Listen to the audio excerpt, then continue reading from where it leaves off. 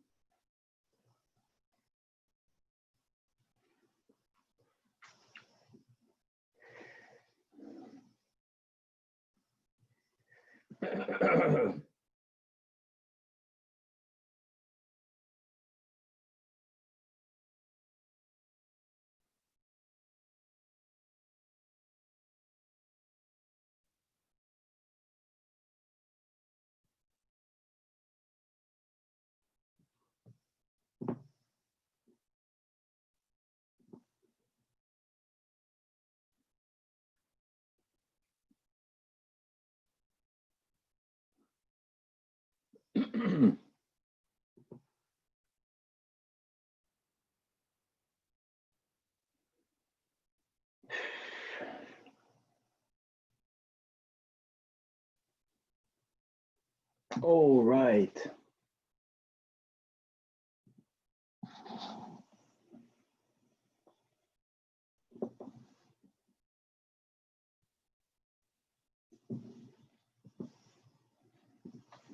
Morning, Rabbi. Morning, Danny. Health cup. It's good. It's good. It's mamish. Great. Not good. Whew. Vamos. With the help of Hashem, we are learning Shabbos Daf Kuf Chaf Hey. We are continuing to learn the sugya of a broken keli, whether the shard, whether the broken piece will retain a status of a keli, thus not being muksa, or will we say, now that it's broken, you're a non-keli, or now that you broke on Shabbos, so you are noilad, and therefore you are muksa. We're going to see a gavaldika logic as to, it depends where the shard is to be found. If it's found in a domain where there it's useful, as we'll explain, perhaps then it is a keli. If the same piece of broken old earthenware is found in another domain where in that domain it's not useful, perhaps because of its location, it will there not be a keli. We're going to go over this question as to, does it have to retain the same function as it had while it was part of the whole keli, or any function will suffice? We're going to have a very interesting shita in the we'll learn the interesting shita of the Tanach Rebbe Yehuda, that an earthenware oven can only become tamei. Listen to this: if it's somewhat connected to the ground. The rule is that something that's connected to the ground can never become tamei. An earthenware utensil, which can function independent of it being connected to the ground or not, will become tamei, even though it is connected to the ground. However, again, Rabbi Yehuda holds that if it's b'chlal not connected to the ground, then it's not going to become tamei. He's going to have a source for that. We're going to be learning a lot about a stone. A stone is something that is not designated for anything. How do you render it into a keli? Is mental designation enough? Do you have to do some sort of maisa? A insignificant maisa would mean you're not changing it, but you're moving it, you're putting it someplace. Or do you dafka have to do something significant to it? You have to change it, you have to polish it, you have to dent it. This actually will be two versions as to what is the shita of Rabbi Yechanan. We're going to go on to a Mishnah that's going to speak about one who attached something muktzah to something that's not muktzah. For example, they used to have certain buckets that were very light, because let's say they used to use the klipa of a pumpkin to be a bucket, but it wouldn't go down the well. So they would affix a rock to it simply to make it heavy for it to go down, and then you would bring it back up with the water. Question is, attaching something muksa to a non-muksa item, what happens over here? Similarly, what happens if you put a stone on top of a barrel, let's say, as a cover? You're not attaching it, but you're using it for that function. We're going to be learning, ultimately, we'll get to it, to a new topic, which is called the topic of Pekak HaChaloim. They used to have window shutters. A window shutter would be a board. And the question is whether putting the board onto the window or taking it off is connected to the malacha of binyan, whether it is mechsek binyan or not. And as we'll learn the sugya, it's no doubt, l'shitas Rashi, that it's certainly not muktzah. First of all, it was designated for it to be a window shutter. Any board, b'chlal, could be used for many different activities. It can be a tray, it can be a makeshift table. The concept of mechsek binyan or not is something that we will begin, hopefully, in this daf and continue, God willing, in next daf. We're going to start on daf Kuf Chav Daled on the base. Guys, we left off 10 lines before the bottom of the Amid. Right, second word in the line, Omar Rav Nachman Omar Shmuel. But before we read on, let's quickly chazer what we learned in the Mishnah, and then the final version of Shita Shmuel.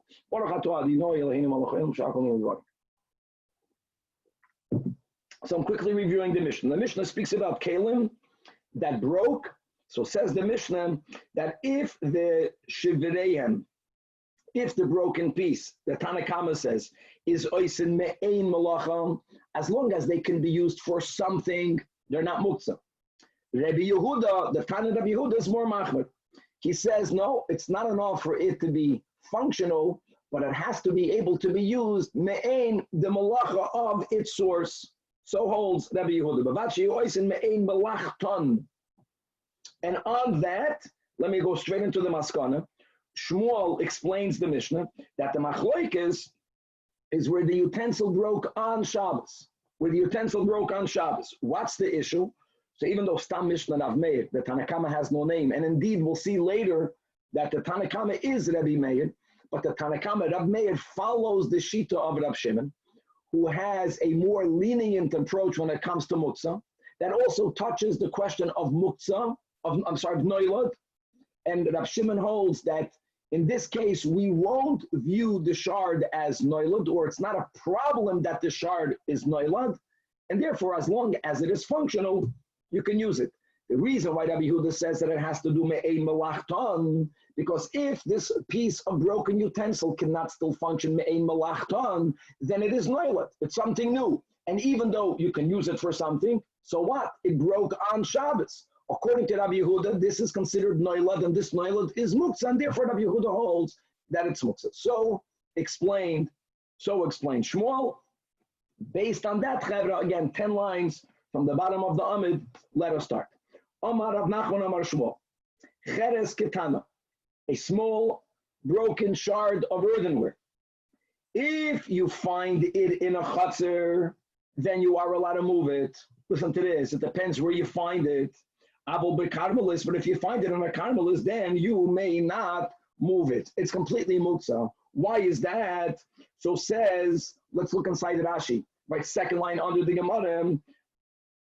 I'm sorry, the first line under the Gemara. B'chatzir, what's unique in a chatzir? D'shchicha b'kelim. Since you have other kelim, it's in your yard.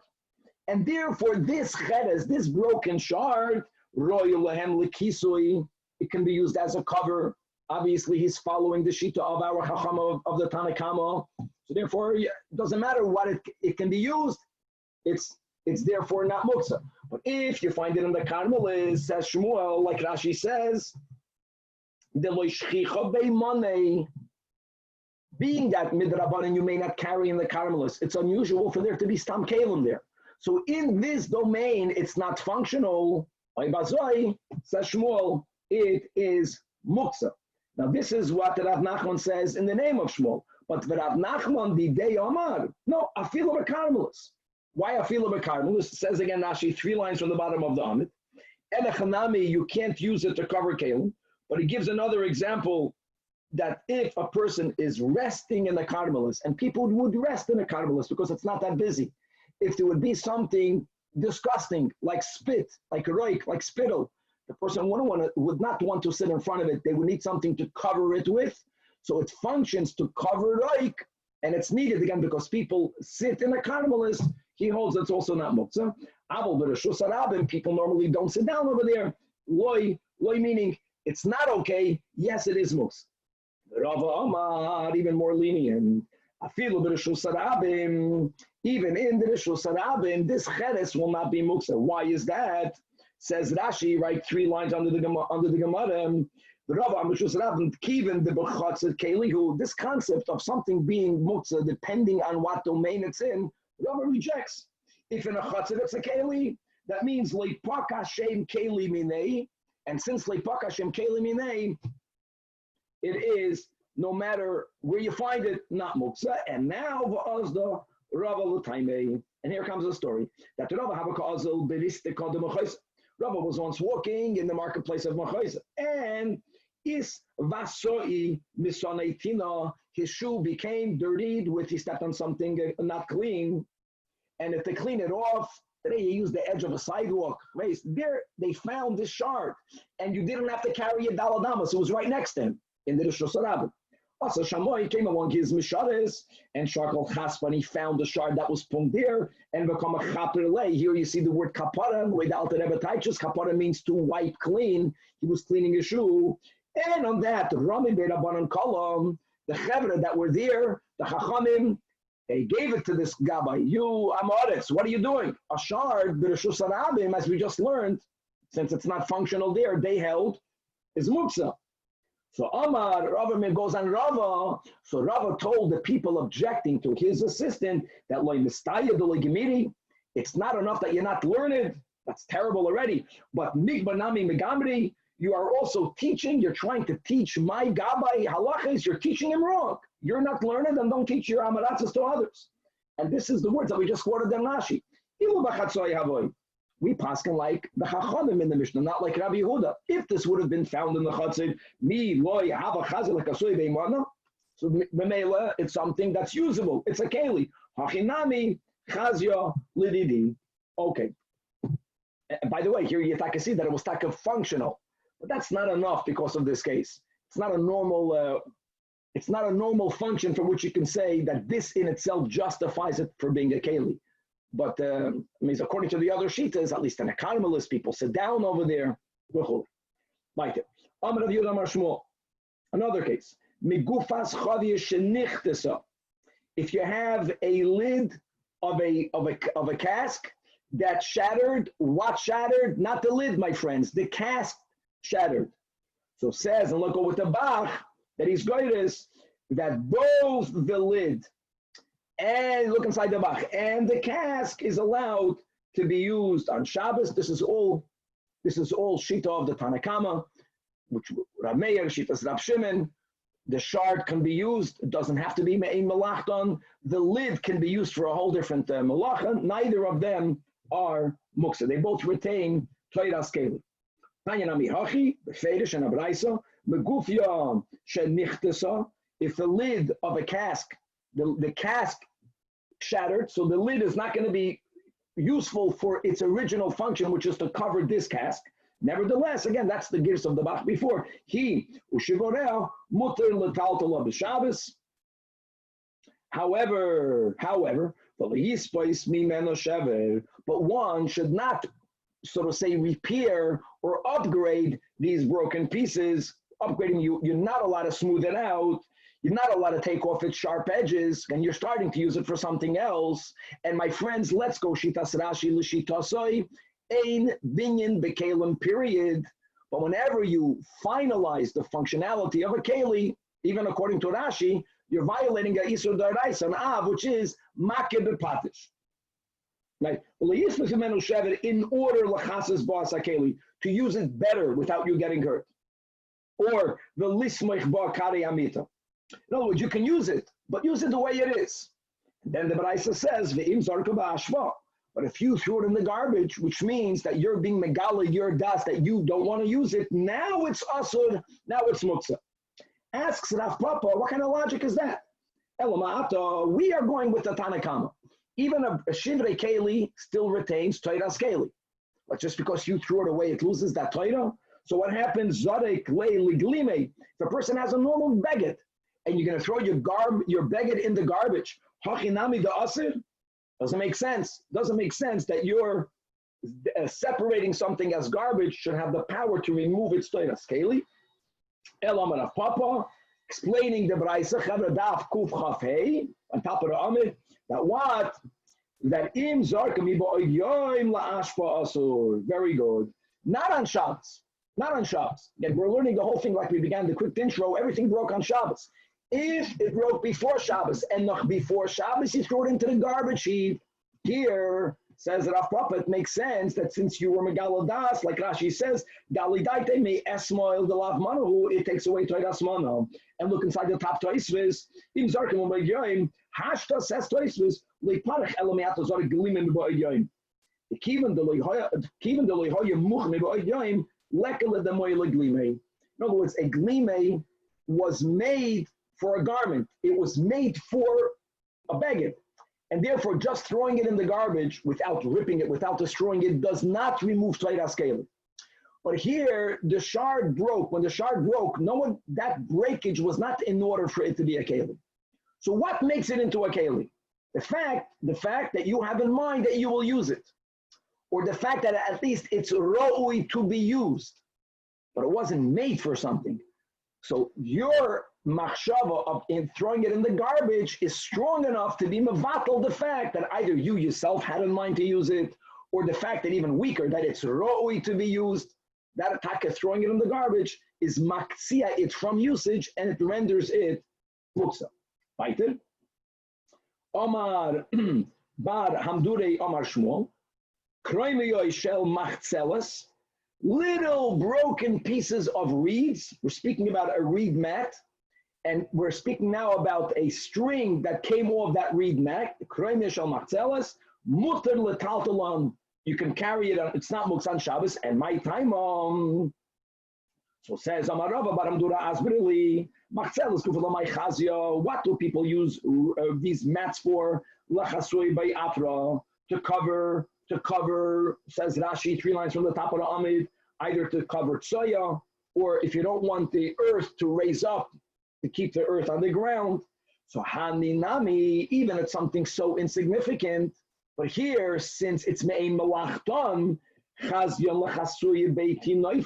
there's some dirt, that you can cover the little bit of dirt with that little shtickle, and therefore it retains toiras, kalim. All right. Omar Rav Zera Omar Rav, following on the way we're learning Pshat. No, it's here. If something is so insignificant, it has to be me'ein melachton. Shiyarei proizmiyos. Proizmiyos, we're going to teach is a talis. You have a little piece of talis here, and again, if you have a piece 3 by 3, guys, we learned this earlier in the Masechta. If it's made out of wool or made out of linen, even 3 by 3 finger breadths, since at least 4 people will use that as a patch. It's a beged, it's a keli, it's not muksa. But here we're speaking about this proizmiyos means it's even smaller. And you can argue, well, you can still cover dirt with it. No, people don't do that with the remnant of a talus, as we'll see inside. Shiur is also taltal on the Shabbos. Amar Abaye, that the Matilde she'ein b'shalosh al shalos, since the lechazen loylanin v'loylashirim, as a beged, as a patch. Elama, don't compare it to the Braisa that you just learned, to Bar Hamduri, I mean, according to Shmuel, that Krumiyah shel machatzelas mutal taltalon, like I explained, let's go with this pshat, because the mat was made to cover dirt. A piece of the mat you will still use to cover the dirt. Over here, the talus is a beged, right? It's takanat tashmishay of kedusha, but it's tashmishay mitzvah. A taket does not need to have geniza, but you're not going to take a piece of a talus and use it to cover tsoya or to cover dirt, even not to allow dirt to rise. So you're not going to use it for that. So therefore, it's not a keli, now that it's broken off the talus. So Rabbi, that's the inherent difference between the talus and the shtiklach that we just said before from Bar. Yes. So because it was a talus, it has to be 3 by 3 finger breadths. But anything else that you don't really care about, you're able to use it even if it's less than that. only thing is that again, the question is that in the case of Bar Hamduri, it's dafka pieces of a mat that also was already used l'chasos b'tzoya. So it's me'ein melachton, because the smaller it is, the more insignificant it is. Here it sounds like here we have to paskin really like Rabbi Yehud. Okay, Tana Rabban. The guys held up. And Rabbi, just regarding this whole sugya, the Tana Reb Shimon, he doesn't really care about this whole noilid concept, right? Correct. Because he doesn't care if it came in on Shabbos, if it wasn't on Shabbos. He's not worried about it. That's the way we learned. Correct. Yes. Tana Rabban. Shivri Tanur Yashin. Tanur Yashin doesn't mean what you think. It doesn't mean an old oven. As we'll see in this sugya, when you make a tanur, if you never used it at all, that's called a tanur chadash. And being that it was never fired up, the walls made out of earthenware are weak. And if it breaks before it was fired up, those pieces are less usable. They're shvach. Tanur Yashan means, like Rashi says over here, 6 lines from the top, it was used once. What that does is it makes hard the walls of the tanur. And if it broke, now it broke, the shards are usable. So let's go. Shivri Tanur Yashan, Zak the Tanach, Rav Meir and the Tanach over here. Hareyen kechala kelim hanitolam b'chatzer. Divrei Rabbi Meir. And l'chayra, again, let's follow that this will be like the Tanakama of our Mishnah. Even though we mentioned Tanakama follow Shitas Rab Shimon, it's Rav Meir who follows Shitas Rab Shimon. It doesn't even have to serve me'ein melachton. It's usable. It's a yashan. It retains Torah Skeli. Rabbi Yehuda Omer, that ain't yatolim. That ain't no. And now, hey, Rabbi Yosi Mishum, Rabbi Eliezer ben Yaakov, Al Shivrei Tanur Yashan, he said testimony that we pass on like Rav Meir, Sheni Tolan b'Shabbos.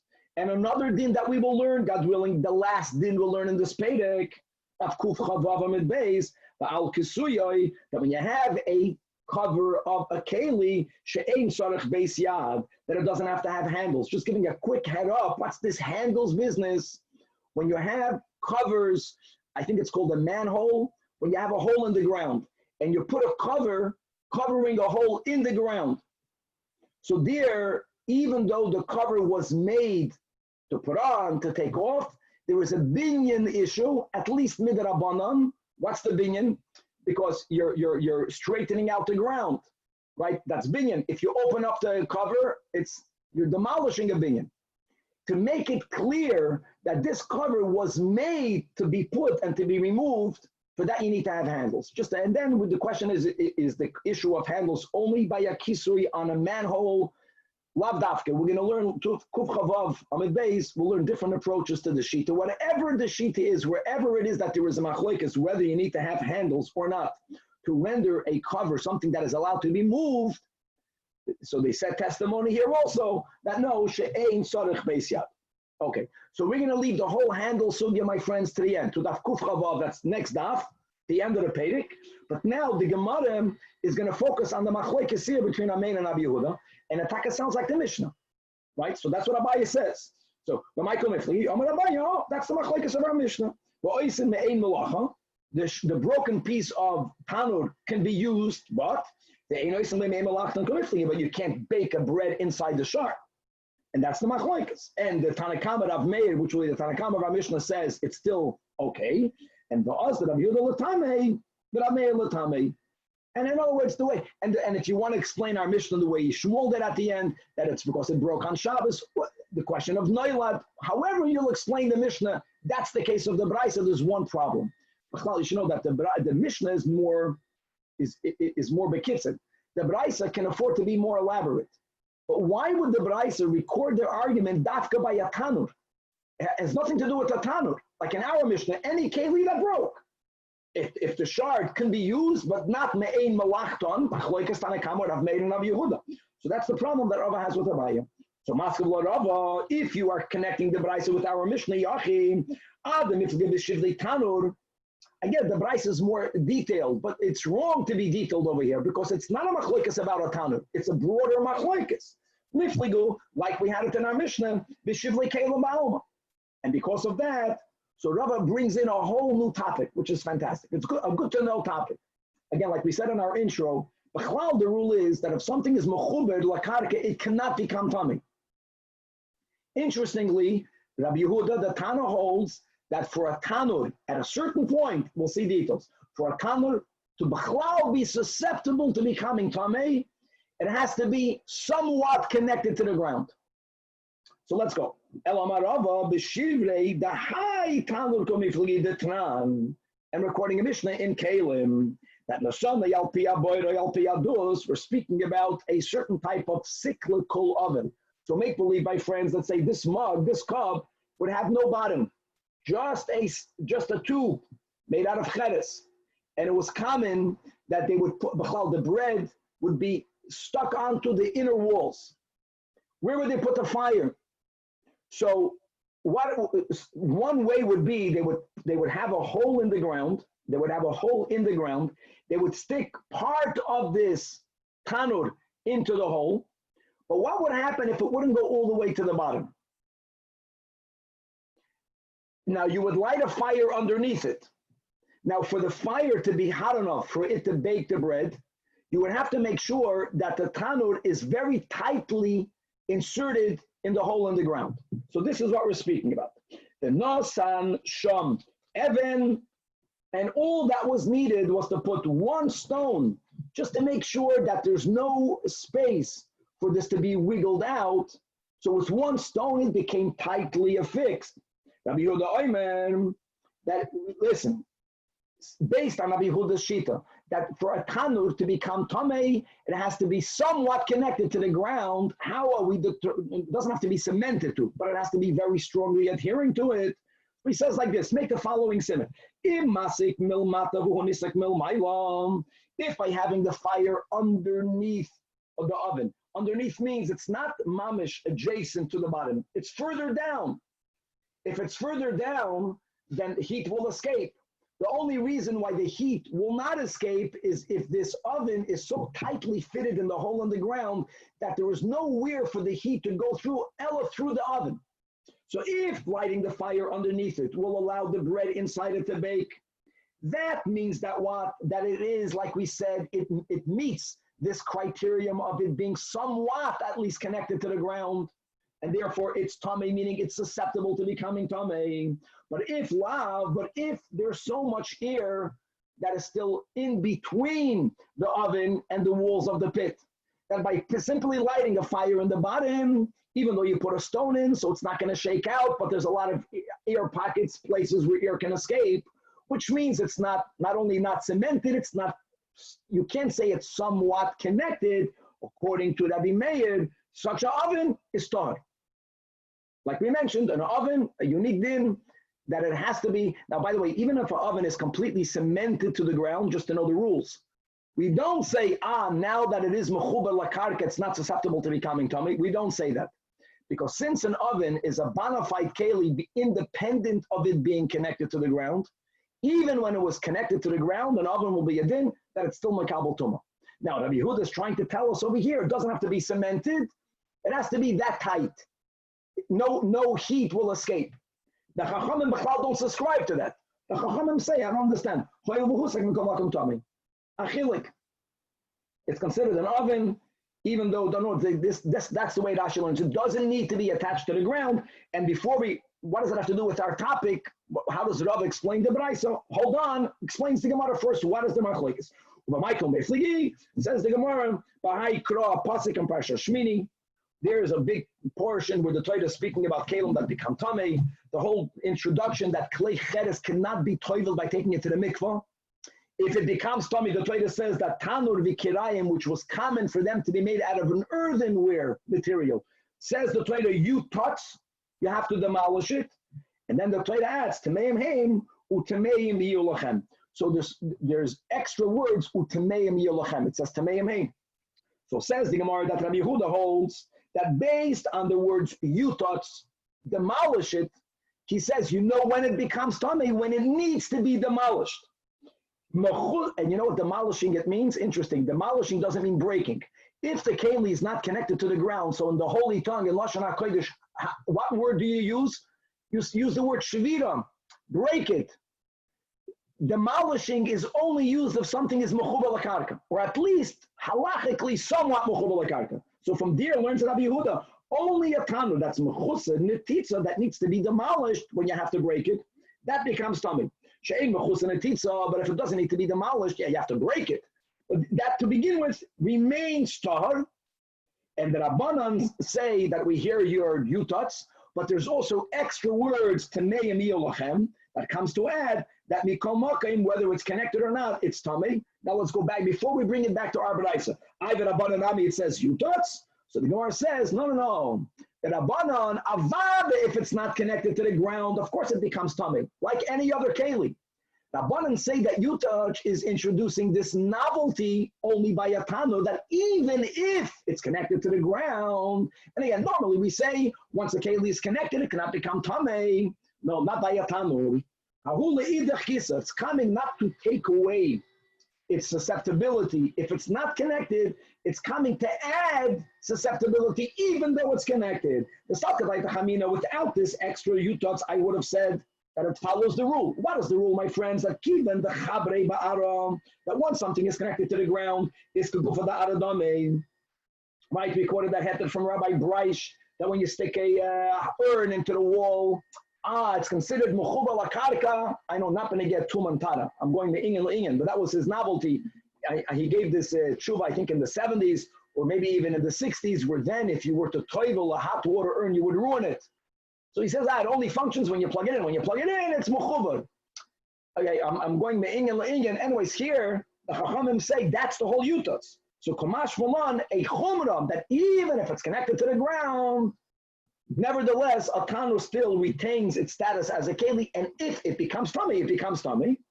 Let's go back now to Rabbi Yehuda v'idach nami. Rabbi Yehuda excludes a tanur that's not connected from becoming tummy. It says, Hoksiv temeim yiu lachem. Again, it says temeim heim. It's mamish extra words. So the Gemara says, Hayhi kid Rabbi Yehuda Amar Shmuel, that the machloikes in this braisa is only behesek rishain, that Rabbi Yehuda says that if it was not connected to the ground, then it's not even susceptible. No, Rabbi Yehuda holds, it only has to be connected the first time that you heated it up. Once it was heated up once, even if now you disconnected it from the ground, even Rabbi Yehuda will hold that it's makabel tomei. Avol behesek sheni, afilu talu b'tzaver gomol. Now, how would you use it? I don't know. You have to know how to put a rock right under the cylinder, even though it's not affixed. But it doesn't matter. It doesn't matter where the tanur is. It's considered a tanur, and it is susceptible to becoming tummy from the tomei yelochem. Okay. Amar Ula, and Ula adds, this is just to make it clear that what we're saying, good pshat, he's not arguing. He's clarifying that the hesek rishon l'rabbanan, afilu tolav b'tzaver gomol, was if Rabbi Yehuda's chumra is only by the hesek rishon, it just means that the chachamim who disregard the precondition that it has to be connected, they are also speaking about the hesek rishon, meaning that even if it was never connected to the ground, a tanur is like any other keli, it's earthenware keli, and it becomes tamei if some source of tuma goes inside its airspace, as all the rules of a klei cheres. So now, hold on a second. What is amazing is the Gemara expects us now to put our heads together. So Rabbi rejected Abaya. Okay, shkoyach. So what does that have to do with this brisa? So he says Gavaldik. He's saying that this brisa is speaking about such an oven, guys, half cup, that was heated up before it was ever attached. That's the issue over here. In other words, according to Rabbi Yehuda Lishitasa, he holds that this oven b'chlal is not susceptible to becoming tummy. That's the nuance here. So that's why a shard from this oven will also be muktzah. It's not a keli. The oven itself is not yet a keli enough to become tummy. Rabbi Meir, which will be the chacham, they don't subscribe to that need, so they consider the oven a bona fide keli. So therefore, a shivrei of that oven is going to be a keli, and therefore a shard is not muktzah. In other words, the Rabbi is explaining why they are dafka arguing with a tanur. Now, Yashikoyach, everything helped. Let me ask you a pashta question. Abai made a good point. We had a Mishnah We had a Mishnah. Are you telling me that the only reason why Rabbi Yehuda will hold, guys, halkov, that it's muktzah is because it came from a tanur that was heated up while it was detached? Okay, could be that's the case. But why would he need that when Rabbi Yehuda in our Mishnah told us b'chlal rule? He told us a rule that if a broken piece of keli cannot be used me'ein malachton, it's always muktzah. So good, it's nice that he explained Vukum Tanai Natanu Yoshin. So he found this brisa, a Mishnah in Kalim. It's a Mishnah in Kalim. But still asks the Gemara, Maskiv law, Ravashi to Rabba. Ihachi, the Miflig B'Shivrei Tanur. Why not Liflig of a Tanur Gufa? Let's go to the Tanur itself, for example. Hasha Tanur Gufa Rabbi Yehuda Le'ava. And therefore, what, according to Rabbi Yehuda, the Tanur itself is Muktzah. So Shvarav Miboya. So Ella, because of that, we reject Rava. We go back to Abaya's approach. That the question whether it is muktzah or not is dependent on the machlokes in our Mishnah. But why did the Brisa speak about a tanur or a tanur yashon? Here's a chiddush. Chiddush is that, listen, you have to know how to define the word baking. When you have a broken piece of shard, you can put fire underneath it without any liquid, and you can put a dough on top, and you can make a cookie. In other words, the issue here is that one would have argued that even according to Rabbi Yehuda, maybe it should not be muktzah, because you could still bake on it. That maybe that's called me'ein malachton. That's the issue here. That uba oisev mase tapka. The word tapka means a tile. In other words, there was a way of baking. You bake on top of tiles, which is exactly what a tile is. It's a piece of cheres, and if you put fire underneath it, it becomes so hot that whatever goes on top of it, you bake. And with Rav Meir, now hold on. According to Rav Meir, you don't need for it to be baked upon. According to Rav Meir, which is the Tanach of our Mishnah, it can be used to cover a keli. It can be used, like we said, to put under a bed to make sure that it's leveled. But Rav Meir is challenging Rabbi Yehuda. It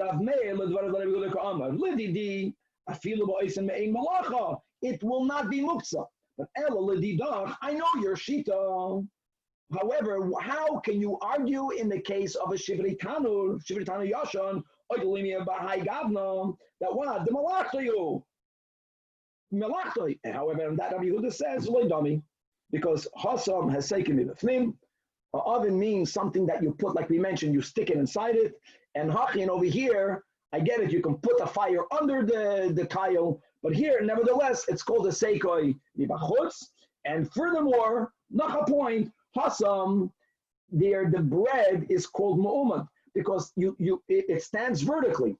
It's a cylinder, like we spoke out before, and even if it's a dome, but you could put it someplace in the oven vertically. However, if you have only a broken piece, the fact that you have to put something mu'umad, right? Not vertical, yes, lying horizontal, because of these differences. Rabbi Yehuda holds, even by a shivrei tanur, that it is going to be muktzah. Okay, hey, Rabbi Yossi Mishum, Rabbi Eliezer ben Yaakov, al shivrei tanur yoshem, that yeshini tolan b'Shabbos. Now, my friends, now that we have this extra nuance, does this mean that Rabbi Eliezer ben Yaakov is paskening like the Tanakama? Lav dafka. Because like we mentioned, if the testimony was regarding Shivrei Tanur Yashan, maybe he paskins like Rabbi Yehuda, but he holds that it's still called Me'ein Malachta. And also, Va'al Kisuyoi, if you have a cover, now what cover again, it's not clear, we'll leave that for the Daf Kuf Chavav on the base, that there is a machlokes whether a cover needs to have handles for it to be clear that it's a cover meant to be taken on and put on, taken off, or you don't need to have handles. And he paskin like those tanoim that hold she'enoi sarich beisyad. It is significant regarding what Rabbi Eliezer ben Yaakov said. B'chlal, there's a rule. Eliezer ben Yaakov is the kavanaki. That's why it's so relevant. Amar Avinu keman metaltalin and ha'idno kisui de tanurei demasi mechasya. That you have these oven covers that people would carry on Shabbos, and here, listen to this, the ein lohem beis achize, even though that there, the meaning was that these oven covers did not have any handles. Keman, indeed, that's like a Maisarav, Rabbi Eliezer ben Yaakov, like we mentioned, he's called the Kav and the Naki, And like we spoke out that Kav is that in Mishnayos, he's brought down 106 times. That's the Kuvav. Now, whether we always paskin like him, or whether we only paskin like him when he's brought down in a Mishnah, that's a big machloikas. One thing we'll speak out, God willing, in this daf or next daf, that we have another rule regarding the Tanach Rabbi and Shimon ben Gamliel. Right? Kol makim that the Mishnah brings down the shita of Rashbag, halacha k'maisei chutz mi arav, sidain, and the raya achrayna. We'll speak out another time what these three cases are. There, just remember, that's only in the Mishnah. That's clear. That we learned together in the Gemara. If a Braisa brings Rashbag, then we don't say always halacha k'maisei. By Rabbi Eliezer ben Yaakov, that's a big machloikas rishon. Okay. Guys, we're going from good to better. Now we're going to speak not about a shivri keli, but now we're going to speak about someone who attached something that is muktzah to non-muktzah. What happens? Now we're going to have three cases in our Mishnah, and according to Rashi, only the first two are connected to muktzah, and the third one is a question of binyan. Well, let's begin. Says the Holy Mishnah, Ha'even shabak keiruya. Keiruya is a pumpkin shell. Think about it. You need to get water from a well. That's the keli that they didn't have kalim then. That was the keli that they used. Now, once water is inside the pumpkin shell, it's gavaldik. You'll bring it back up from the well. Challenge is it's so light relative to a bucket, to a metal bucket, is that when you're lowering it into a well, labdafka, it's going to go under the water. So what they used to do is that they used to affix a stone in it, and that gave it weight, and that made it go down. So that's the case over here. So ha'evan shebekerua, zok the Mishnah. Im mimalin ba ve'enoni feles. If when you use that pumpkin shell, the rock will not fall out. Why? Because you attached it. That's the way we're learning. Then mimalin ba. And as we're learning the Gemara, this is the greatest way. We're going to learn really 4 levels of rendering a rock that without anything, it's muktzah machmas gufay, because it's a non-keli. How does a rock become okay to use? So there's again 4 levels. I'll speak it out right now. There is milmata lamaylo, just machshava. I'm just intending to use it for a function. Obviously, you have to have that machshava from before Shabbos, but that's called a machshava. Then there was something called a non-significant maisa. That would be moving it. I didn't do anything to it, but I moved it somewhere. I put it somewhere. A bigger madrega will be is that you did a maisa to it, you smoothed it, you did something into it, and then the 4th, right, is this Mishnah over here, that you made it part, you attached it to something that's not muktzah. Here, for sure, it becomes ois muktzah. However, that's the word. Imlav. Imlav means that you didn't affix it to the gourd, you didn't affix it to whatever shell you're using, and when you use it, many times it falls out, then a memalim ba. Now, why a memalim ba? Guys, before we turn to Ahmed, look inside the last Rashi in the bottom, very important.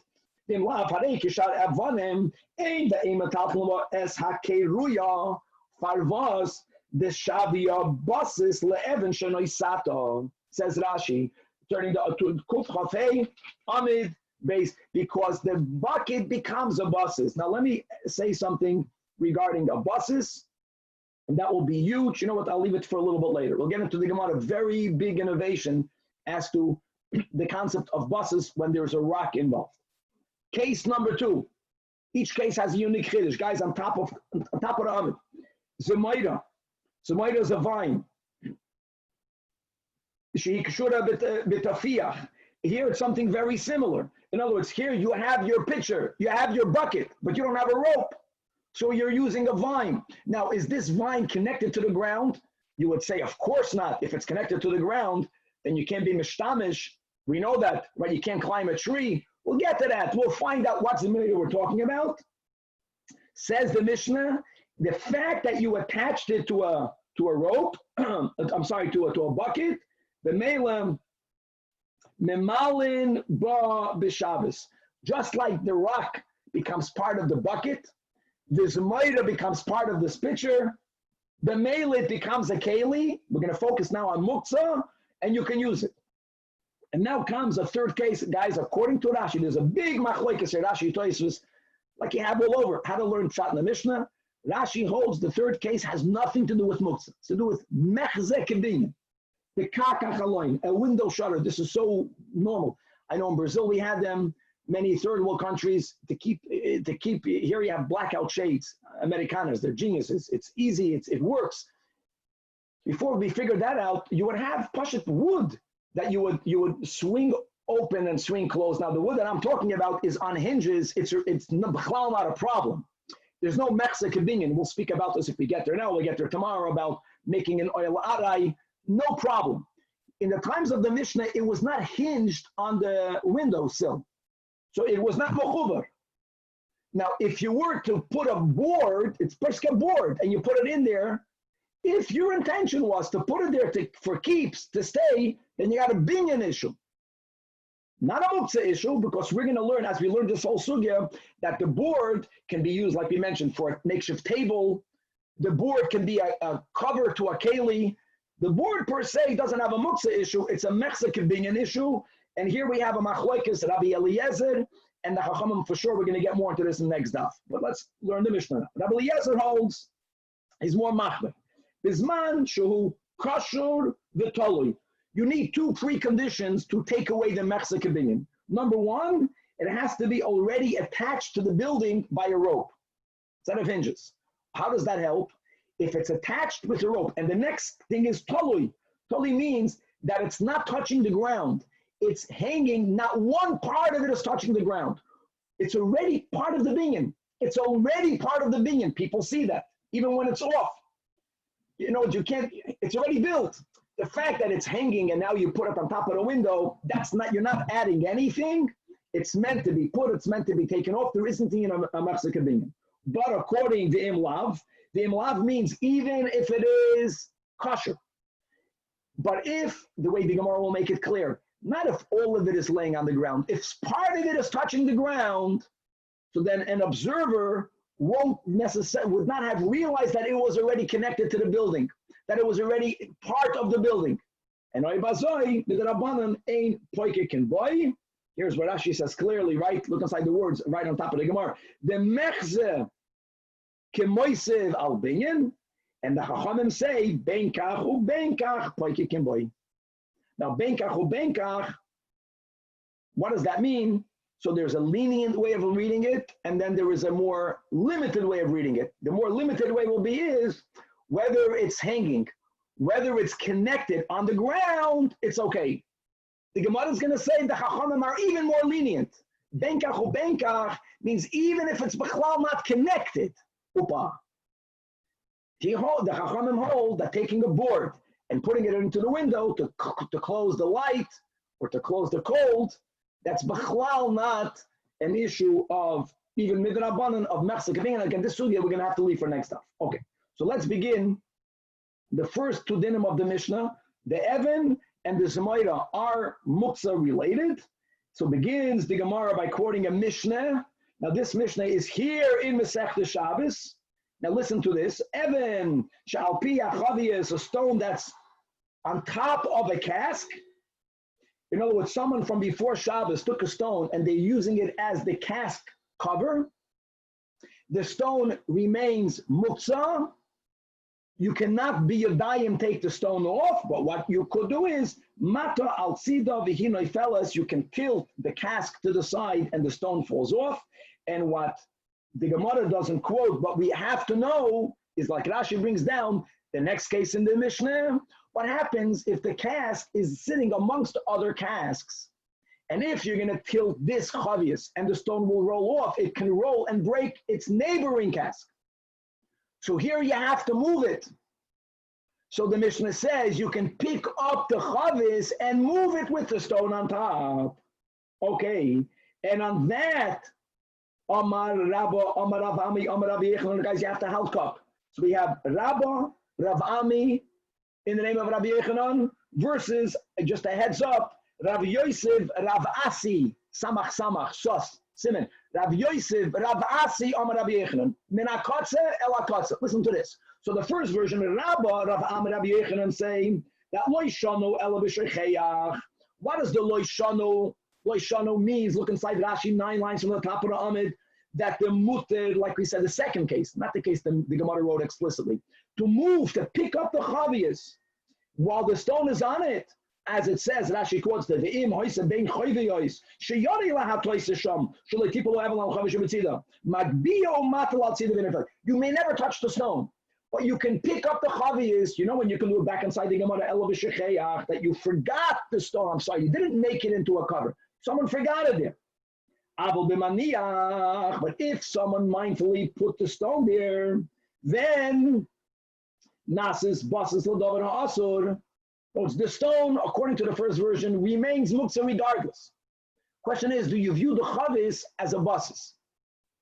So if we just had this. If shechayach, you don't say a basis. You forgot it there. If you put it there intentionally, not that we say, since you used the stone as a cover, you rendered it into a keli. That not. You put it, the stone is muktzah. But the worst, now that you put it there mindfully, the chavis becomes a basis, and therefore what?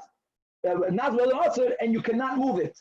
Now, guys, listen to a nuance. Rabbi, is it intentionally putting something there usually better when it comes to muktzah as opposed to the opposite? Correct. So for muktzah, it's better. For basis, it's worse. Here, it's karech mikan v'karech mikan. It made it into a basis, but it didn't take away its status of muktzah. Now, listen to this detail. Rabbi Kiva Eger, and this is brought down in Shulchan Aruch, this svara, and in the Periscope. That one like this. Normally, what difference is there, right? Don't forget, you're not moving the stone over here. You're moving the stone, even when you pick up the chavis. But we're saying, no, you can't, you're picking the table itself became, the chavis itself became muktzah, right? Because maniach. So why couldn't you tilt it? If you're tilting it kala'achayat, so you can pick it up kala'achayat. No, according to him, you're putting it there, which means you did it, you actually, like you said, the 4 levels, just intention, doing something without a maisa. That's the second case here. You didn't change the rock, but you put the rock on top of the chavis. According to this version, Rav Ami in Rabbi Yechanan, it doesn't take away the status of muktzah.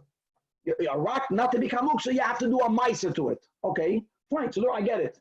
But now it's a basis. So if it's a basis, just like you cannot pick up the barrel normally to move it, why couldn't you tilt it? That's his question. So which Rabbi Kiva says a big nuance. There is a basis where the basis is in service of that which is on top of it.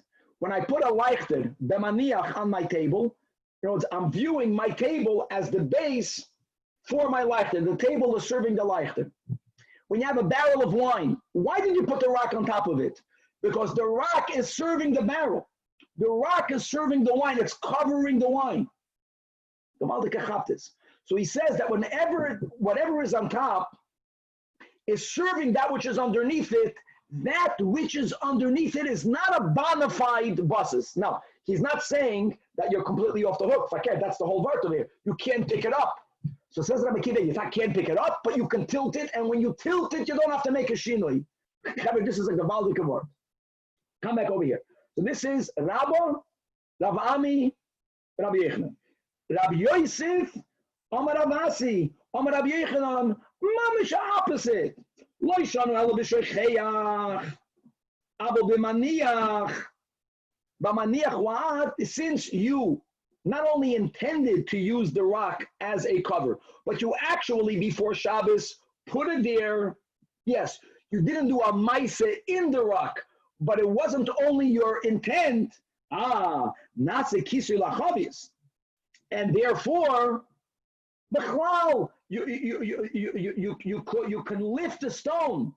You don't have to tilt it. You don't have to raise it. You can be. The stone is no longer muktzah. Very good. Now you have Rabbi, and Rabbi of Ami Rabbi Yechanan versus Rabbi Yosef, Rabbi Asi, Rabbi Yechanan. Says the Gemara. Amar Rabbi, according to my version, I had a kash on me. My sfinin ashmaitzin from our Mishnah. It says in our Mishnah, Evan should be keruya, the stone that's in this pumpkin shell. If ain't fellas mamalim, then mamalim ba. That's as we state in the Mishnah. So what do we see over here? That the stone is no longer muktzah. So the stone is not muktzah. So the Rabbi says, no, don't compare the case of the Mishnah to the case of Rabbi Yechon. Hassan means by us, by the Mishnah. Even the hatka. Our Mishnah is, why doesn't it fall out? Why are you using the gourd? Because you fixed it. That's the way we learn Shat in the Mishnah. Even the hatka, therefore it becomes part of the doifen. That's otherwise. Here you're not sticking it on, you're just putting it on top. And really, like I mentioned, it's not one notch down, it's two notches down. Two notches down means, in the case of the rock and the barrel, not only did you not affix it to a keli, you didn't even do a maisa in the oven. You just had intent and you moved it. Amar Rabbi Yosef, that's the second, right? Amar Rabbi Yosef, Amar Rav Asi, Amar Rabbi Yechanan, that we had from our Mishnah a kasha against our version. Again from our Mishnah. How great is that? From the Sefer, that if you put the rock into this is a good kasha, into the gourd, so the Mishnah says if it's not affixed, the rock says muksa, and therefore the gourd is muksa. Why?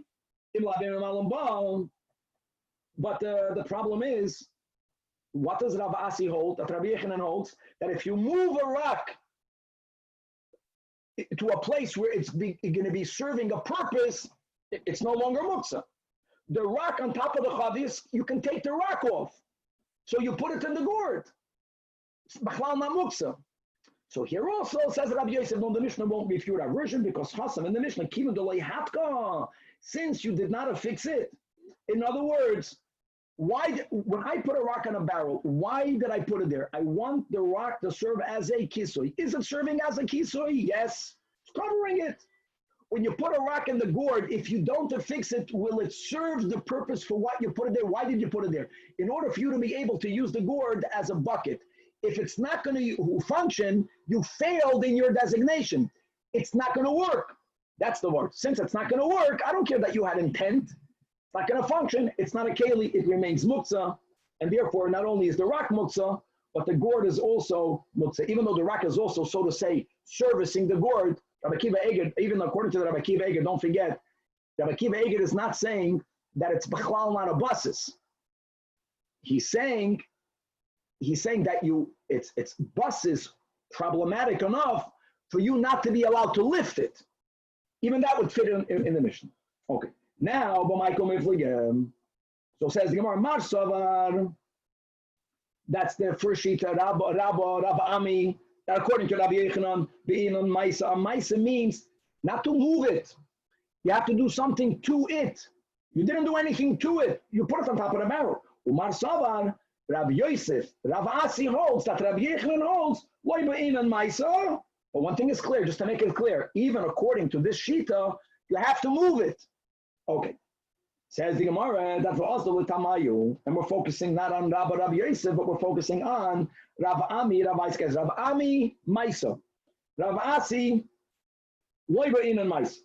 The Chiyasi Rav Dimi, he came from Eretz Yisrael to Bavel, quoting Rabbi Chanina, or another version that when Rav Zera came, he quoted Rabbi Chanina, that what? Pamachas halach Rebbe l'makom echad. Rebbe once went to a certain place, Erev Shabbos, and he found a row of stones that had been prepared for building. In other words, even though they were designated for building, it didn't take away their Toiras Keli. It's a problem. It's something that's designated for construction. Muksa.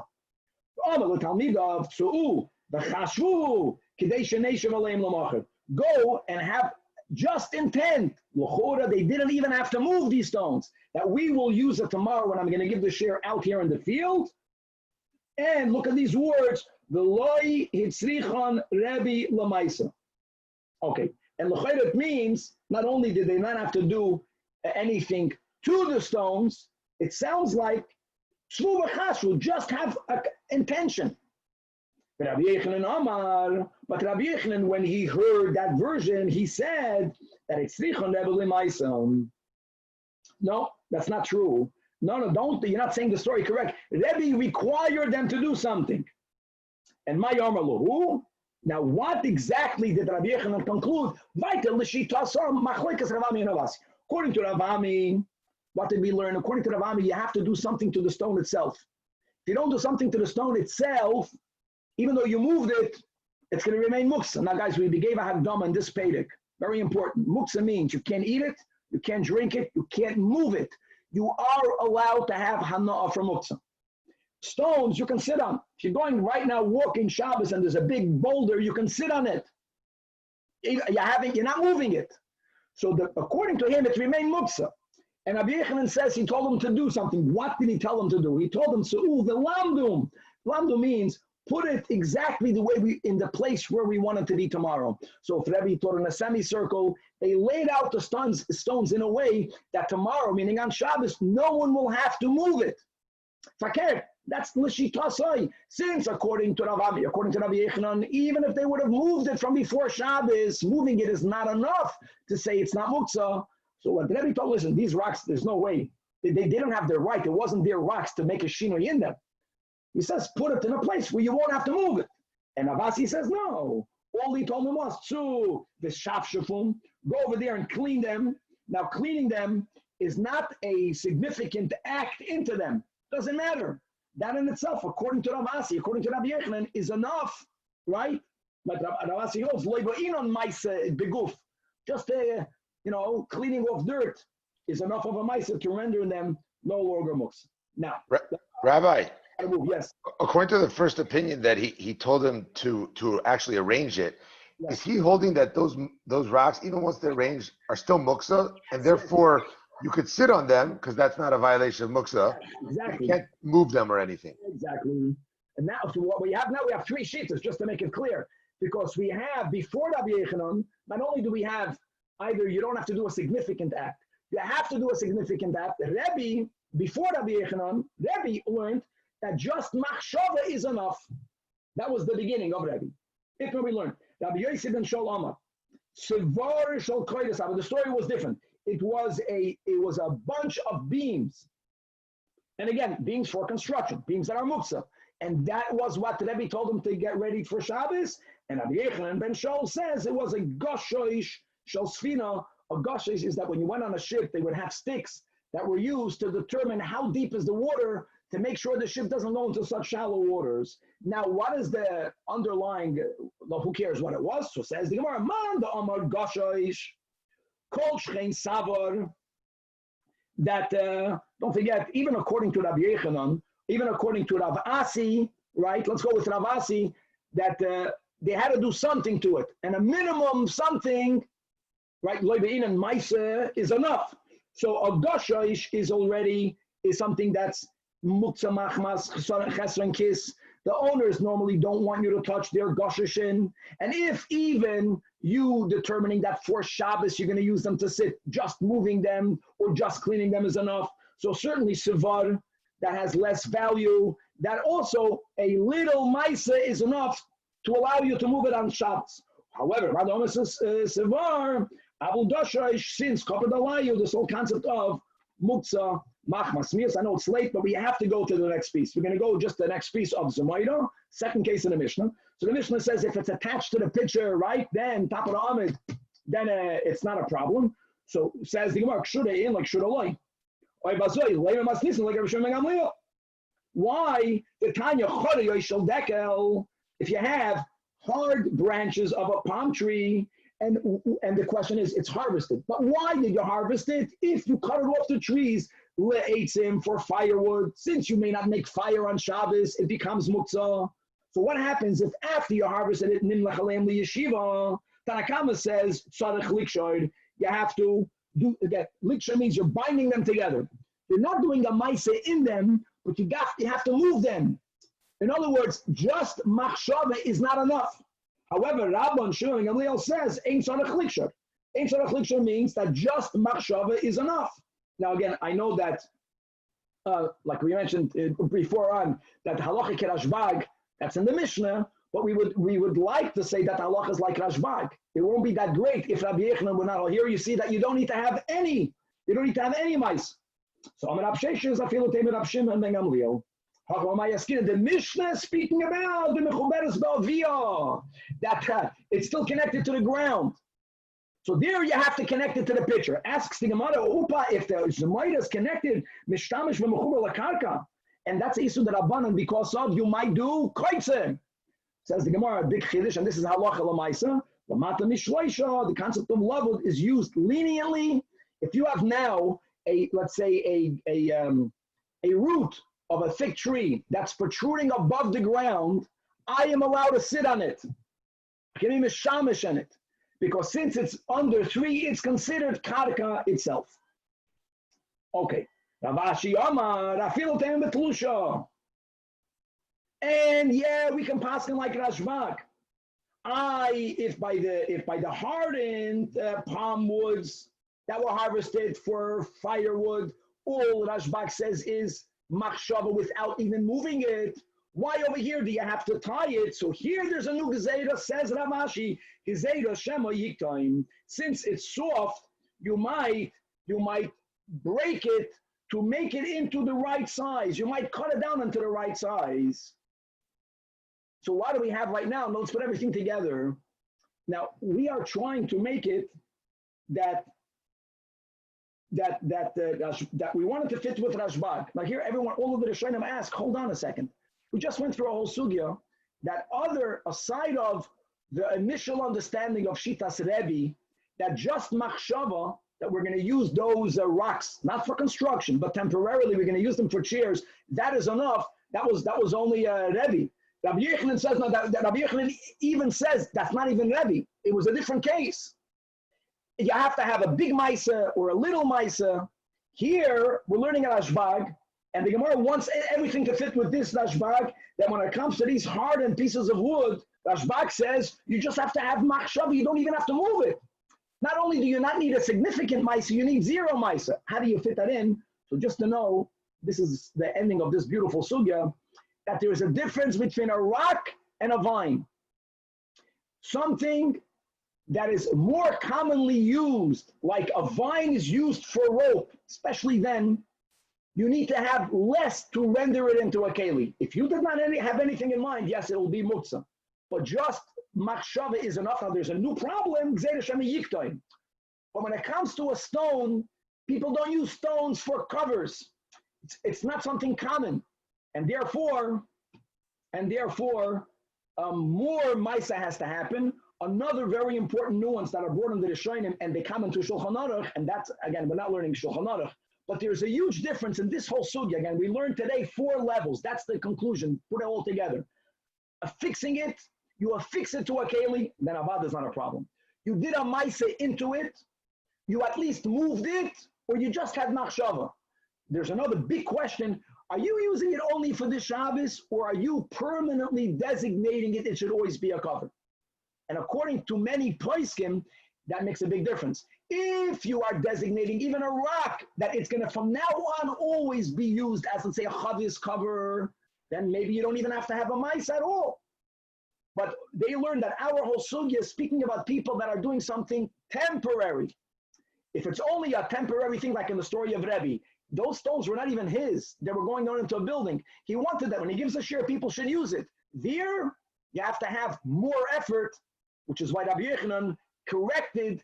And there's a machlokes as to whether effort was useful or machlal effort. No matter how much effort, they won't even work. And therefore, he just set him in the place. And therefore, no one is going to be breaking. Muksa, God willing, to be continued. Got to learn a little bit quicker. Yeah. Rabbi, so at the end here, where do we leave off? What is the actual opinion of Rashbag? Well, Rashbag holds that by the hardened woods, only machshav. Said only machshav. And would Rabbi Yochanan or Rabbi or Rabbi Yosef, according to Rabbi Yochanan, agree with that? Because they hold the smaida is more commonly used for a rope. So therefore, even though you have to have machshava, but machshava is enough. A rock is less commonly used, b'chlal. So therefore, if you're not changing it, I'm going to get another coffee, guys. I'll be back, mamash, in a second. There, you have to have more, according to or either you have to change it, right? That's Rav Ami, Rabbi, you have to change it, or Rabbi Yosef, Rav Asi, Rabbi Yochanan. No, you don't have to do a maise into it, but you have to move it. But just machshava will not be good.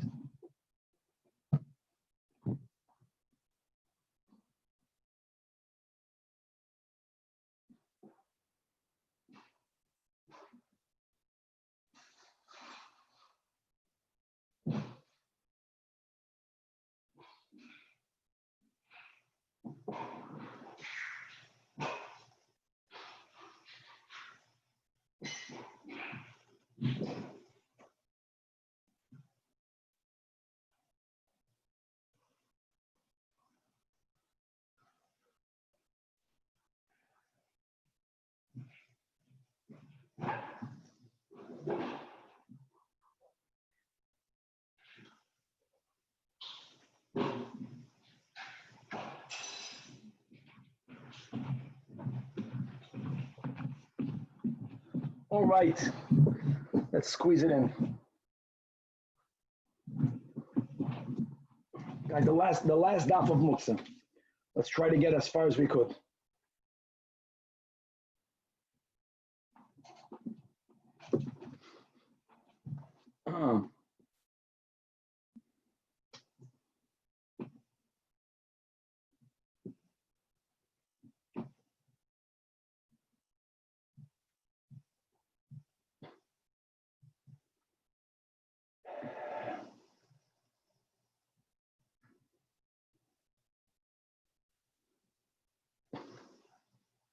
Okay, we're going to move quick.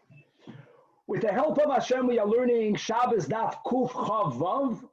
With the help of Hashem, we're going to conclude the Perek Kol HaKelim B'chlal. The Inyonei Muktzah are found here, as it was found in the third chapter, and we're going to come back to it, God willing, in Masechtas Beitza. But this is the bulk of Hilchas Muktzah. We're going to start learning. We left off on Duf Kuf Chav Hey Amud Beis, 8 lines from the bottom of the Amud by the 2 dots Pekaka Chaloim. And as we learned in the last year of the Mishnah, we're speaking about closing a window or opening up a window by putting in or taking out a pekak. A pekak is some sort of stopper. So we're going to call this a shutter or a board. And the issue here is whether it's mechzek binyan. In order for it not to be mechzek binyan, listen to the words we're going to have in Rashi now, is that once something is designated for a purpose, if you render it into a keli, since people never attach kalim to buildings, so it's not even mechzek binyan, because a keli is not part of building. You don't put a keli into the building. Interesting nuance. Question is, as we just finished off in the last year, how do you take a board which is without any designation, stam, a piece of wood, is muktzah, how do you render it into a keli? What are the options? Either just machshava, or you have to do something to it which expresses your machshava, and only then is it rendered into a keli. We're going to learn a moide de kashita, and that is that something can be designated as a keli enough for you not to be violating binyan, just like we said, but still it's going to be muktzah. It doesn't always have to travel together. You can resolve the binyan issue. It's a keli enough, and you don't stick a keli into a building. You don't have to connect a keli to is a haray. You're not doing an act of binyan, but it might not be a keli enough when it comes to dinei muktzah. We're going to learn about the rule that whenever a Mishnah or a Braisa, after they quote a machloikas, they quote a story. We call that ma'aser rav. That is the strongest way for Rabbeinu HaKadosh, or whoever compiled those braisas, to say this is the halacha. And if you have to choose a ma'aser rav versus another stam mishnah, ma'aser rav will trump a stam mishnah. If we'll have time, at least we're going to start the 18th chapter. The 18th chapter, Bechlal, speaks about the general isur d'Rabbanan known as tircha yisera. We're not allowed to do excessive exertion on Shabbos, because it gets in the way of the spirit of menucha that's supposed to happen on Shabbos. The Perek will begin giving us the exceptions, beginning just with a couple, that if you're doing it l'tzoydech mitzvah, you have to clear an area, you want to give a shiur and you got to sit outdoors, coronavirus, you want to learn outdoors, you have to clear an area, that will give you a heter. It will never be matir for you to move muktzah, but you'll be allowed to do a lot of schlepping. Even there are certain conditions, at least we'll have in the Mishnah, that you cannot fully clear an area out of storage, because when you clear an area that was covered in storage completely out, you might notice certain crevices in the ground, and you might forget that it's Shabbos, and you might end up building it, and it's going to all bring us back, even in the new Perek, to the general Rabbi Yehuda and Rabbi Shimon when it comes to muktzah. We had this in the third chapter, that Rabbi Yehuda subscribes to muktzah. Everyone subscribes to muktzah. When Rabbi Shimon doesn't subscribe to muktzah, what he means is that according to Rabbi Yehuda, if something wasn't specifically muchand for Shabbos, by default it's muktzah. According to Rabbi Shimon, it's the opposite. If something was specifically set out from it being used, if you were matzia it, then it's muktzah. Something is stam, as long as it is a keli. Even Rabbi Shimon will hold that if something is a non-keli, it's muktzah. But if something is already a keli, if it's not taken out of it being used, stam, we held that item will not be muktzah a lot more. We are 8 lines, right? 8 lines in the bottom of Kuf Chafei on the base by the 2 dots. The Gemara is referring back to the Mishnah. We had in our Mishnah Machloikis. Rabbi Eliezer says 2 details. It has to be attached and hanging. And the Chachamim said the words right on top of the Mishnah, Benkach or Benkach Poikikim. So it says the Gemara, Amar Rabba Barchon, Amar Rabbi Yechanan. Oh, HaKoyel Moedin, listen to this, She'ein Oisen Oil Arab B'tchil B'yantiv. The Ein Shorach Leimer B'Shabbos. A temporary wall, Rashi adds 3 lines before the bottom of the Amid, that you are building le'tznius is b'chlal not a problem. L'kul alma. But an oil, now a wall as not for tznius, a wall as binyan, that's the topic of our Mishnah. We'll get that in a moment. But if you're building a wall of tznius, I'll give you a great example, mechitza in a shul. Can you build a mechitza in a shul? Now you're not putting it, I'm talking not about moving it. I'm talking about if you have a frame and you want to add more to the mechitza and you're throwing a tablecloth over it. That's a great example of a mechitzas arai that we are allowed to do, according to Rashi. An oil arai, like Rashi, oil arai. Again, you're not moving an oil. An oil arai would be, you're creating it, you have 4 poles and you're throwing a shmata on top for you to have temporary shade. Now, I'm going to speak about a stroller. You know, the strollers, open up the cover, you close the cover, that's called we'll get to that in a moment. So he brings in the name of Rabbi Yechanan that an oil, not only can you not do it on Shabbos, you may not even do it on Yom Tov. Okay. Now, how does that connect to the Mishnah? I'll speak out in a moment. However, where is there a question? Question is whether you already have an oil. Halachically, an oil means you have already a 1 tefach by 1 tefach covering. A great example will be baby strollers, maybe not the most modern ones, but if you have, there's already something that gives a little bit of shade, and now it's very sunny or it's rainy, and you want to completely open it up, and that is a machloikes. All this is Rabbi Yechanan, that Rabbi Eliezer holds ein moisifin b'yantif. Right, that you can't even add to it on Yom Tov, and again, the Ein Sarach Loimer B'Shabbos. Rabbi Eliezer holds that if you cannot do it, even though it's Arai, anything that cannot be done Batchila, you can't even add to it. And the Chachamim hold that even though you may not build an oil Arai, but if you already have it, Moisifin B'Shabbos, the Ein Sarach Loimer B'Yom Tov. So what's the link between an oil arai and the pekakach haloim? Yes, Rashi holds that a mechitzas arai litznius is not a problem, but building is a problem. So Rabbi Eliezer holds something that you cannot do from scratch, midrabanan, you can't even add to it. So he says you can't cover the haloim because you're adding to the wall. You're making the wall fully closed. You're being moisif on a binyan. So like eloma, like we said, if it's connected and it's hanging, it's already part of the building. And we'll add another nuance, which is that since it was so designated for, that it's attached to the building, it's a keli, it's a shutter. A keli, even ara, you don't, it's not called binyan. And that these pakaks, you don't leave. If you want to close the wall, you close the wall. Not to forget, if you close the wall, you have to leave a little hole to allow the shadim to go in and out. But that's not called binyan. But the chachamim who hold that you are allowed to add to a oil arai, so if you have a stroller and it's already, you have the little 1 tefach thickness, then you're allowed to open it lachatchila and close it. You can't do it. You can't do an oil arai midrabanan from scratch. But if it's already there, you can add to it. So in other words, they hold you can add to a binyan. You're adding something arai. You're adding something arai. So what if mechse binyan? It's a binyan arai, and you're not beginning it from scratch. So the bechal, there's no problem. So explains Rabbi Yechanan, and this leads us into now the next shtickle Gemara. When the Chachamim say benkach or benkach pleikiken, like we explained when we learned the Mishnah, there's 2 ways of learning it. Benkach or benkach means whether it's hanging in the air or on the ground, but always connected. Or the Chachamim are even more lenient. Says the Gemara that my benkach u benkach, Amar Abba, in the name of Rav Kahana, Daf Kuf Chavav, on top of the Amid guys, that bein kosher, bein she'ein kosher. That's how lenient the Chachamim are.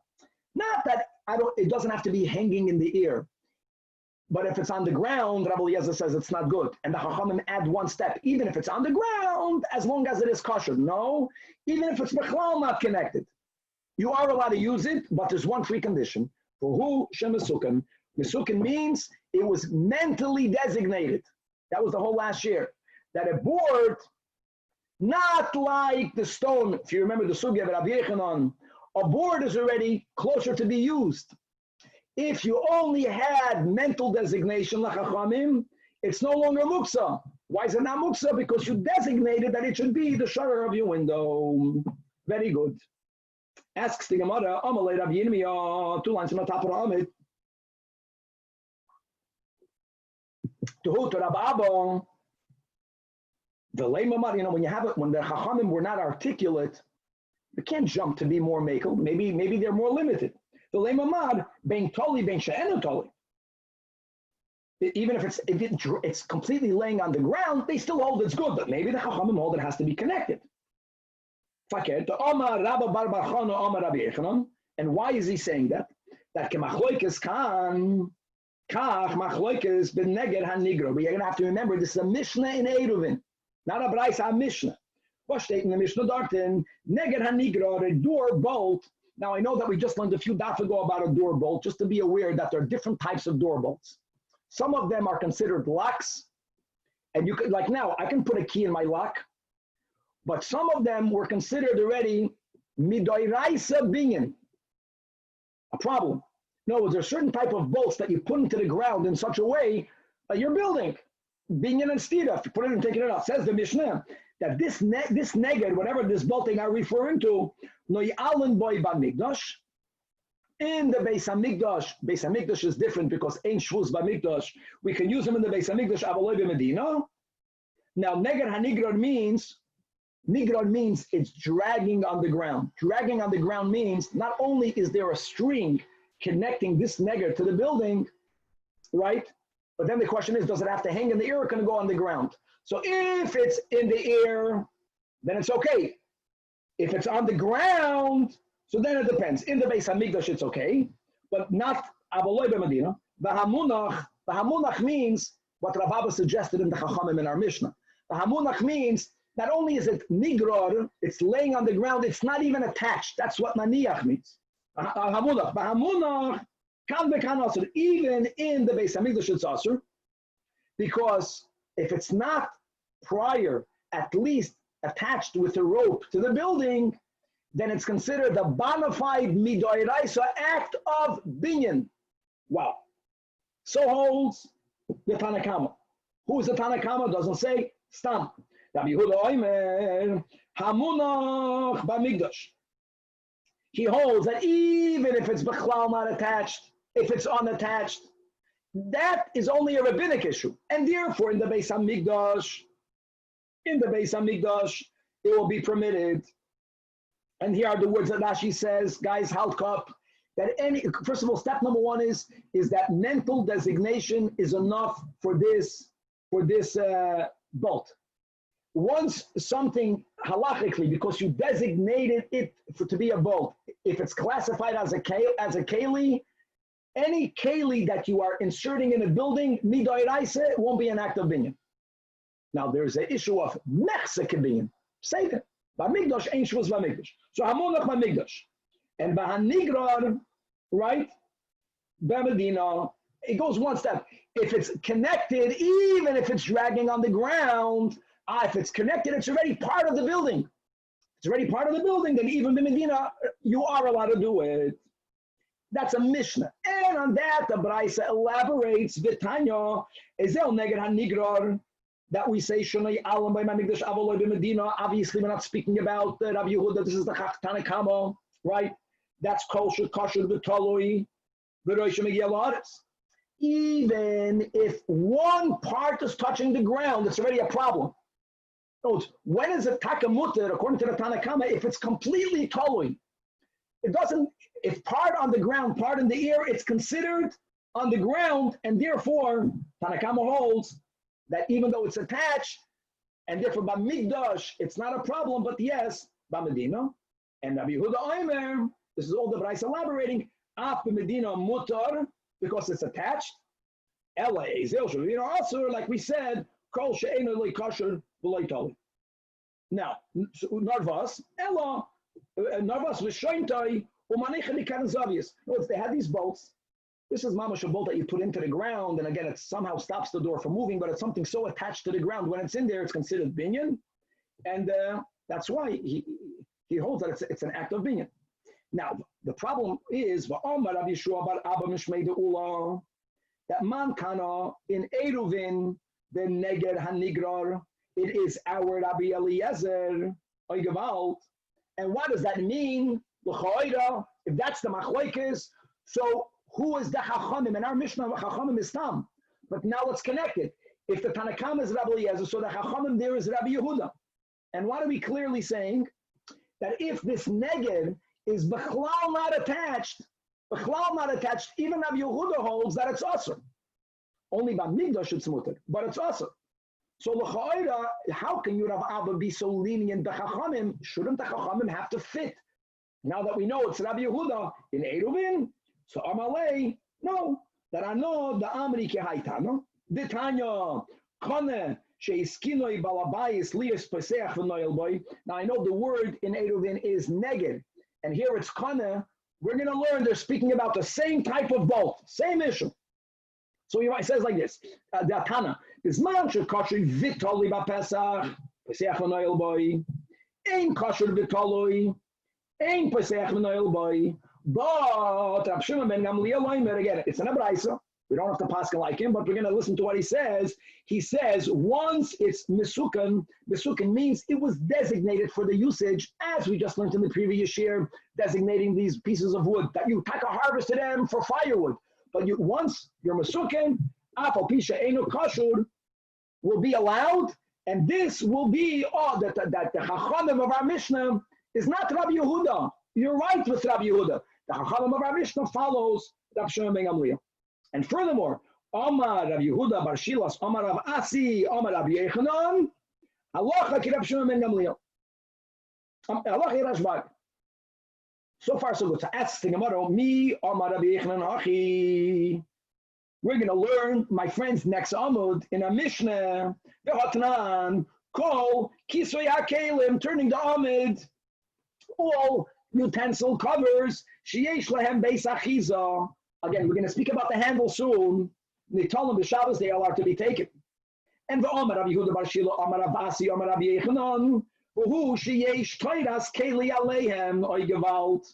In other words, that Rabbi Yechanan says that these covers have to have some sort of function other than them just being a keli cover. And if they're not suitable and designated for another use, Rabbi Yechanan says that they're muksa. Okay. So what's the question? How can you say that he passed on Shimon ben Gamliel? Why not? Because there, all that there was a designation. Here, you covered a keli. That means it's designated for a utensil cover. So why isn't that good enough?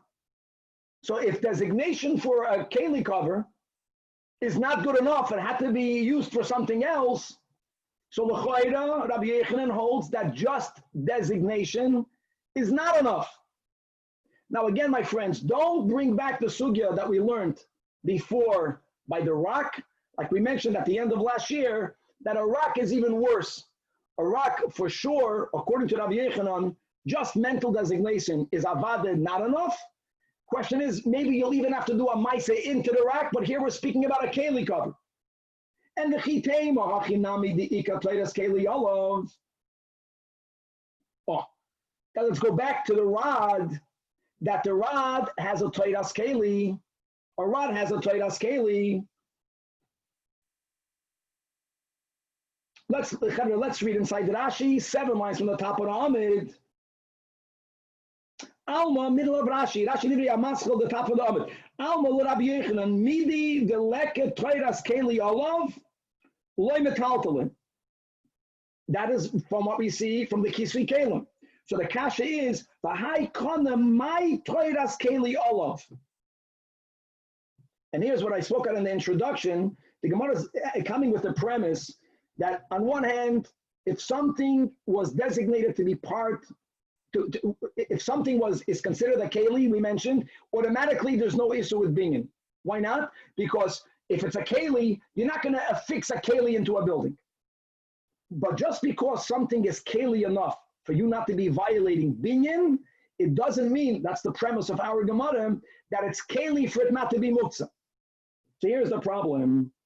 So and the fact, if it has to be a proper keli, a non-muktzah keli, but again, that the cover of a pot has to be used for something else or designated to be used for something else, it has to be a proper keli.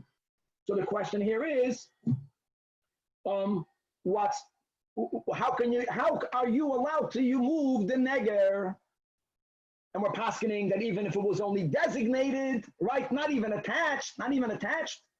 So again, we're not speaking now about the issue of binyan, but it should be a problem of muktzah. So asks the Gemara, that the ika toiras keli olav, okay, that the neged can be used. And Rashi gives a few examples. Yeah, because this type of bolt that we are referring to is a bolt that can be used. Remember when you used to put the zaysin in a vat, it should become soft before you press it. They would put a rod in. It can be used for that. Or Rashi gives other examples. It's not true. Well, Hashem doesn't subscribe to that. But Hatanya coming back, if you have pieces of wood, they were harvested for firewood. That means that they are bona fide muktzah. But however, as long as you changed your mind, just with machshava, right, you have to tie them into bundles. So holds the chachamim. That means just mental designation is not enough. And Abshim Gamliel says, so here we got ourselves a problem. What is the problem? That you don't need toiras keli. You don't need toiras keli. So if you don't need toiras keli, and you're saying that he paskins like the Rashbag, why did Rabbi Yochanan say that a kisui keli has to be something that is able to be used for something else? It has to be a table also. It has to be a chair also. Why? Well, so the Gemara says that Rabbi Yochanan indeed paskins like Rashbag b'chader. In other words, what's the chada? That as far as Hilchas Binyan is concerned, even if it's not even attached and dragging on the floor, it's b'chlal not attached.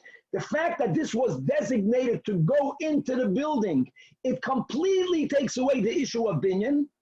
However, when it comes to muktzah, upalig alei b'chadon. The Rashbag Taka holds that even for muktzah, like by the Chodesh Shel Dekel, mental designation is enough. Rabbi Yochanan holds this fits with the sugi that we learned in the last year. As far as muktzah is concerned, just intent is not enough to make it keli enough that it shouldn't be included in the dinam of muktzah. This is really a moedidika concept. This differentiation between, again, what takes the binyan away? The fact that it's a keli. If it's a keli, it's not muktzah. No, it's not a binyan issue. But it's a muktzah issue. And Rabbi Yochanan holds that, again, that just mental designation is not enough. And again, Rashbag, this Rashbag is in a braisa. Remember that. The Rashbag of the Chodesh Shel Dekel is a braisa, and halacha kemoisai in Mishnayis, chutz mi'arab tzidin and raya achreina, but not in braisas. All right, weiter. Darash Rabbi Yitzchak Nafcha, when he was standing at the door of the house of the Reish Galus, that when it comes to our Mishnah by Kakachaloin, we are machmer. This is so common. Okay, today we have shades, and again today the b'chlal it's not an issue. First of all, when we cover a shade, it's mamish litznius. No, that's number one. Number two, it's attached. It's already part of it. There, that's what Rabbi Eliezer says. In order for you to be allowed to use a shutter, It has to be not only physically attached somehow to the building, whether inside or outside, but it has to be hanging in the ear. That means when someone looks at the building, even when the window is open, they'll see the shutter hanging. And then you are allowed to use it. How can you paskin like Rabbi Eliezer? He's quoting another Mishnah in Shabbos.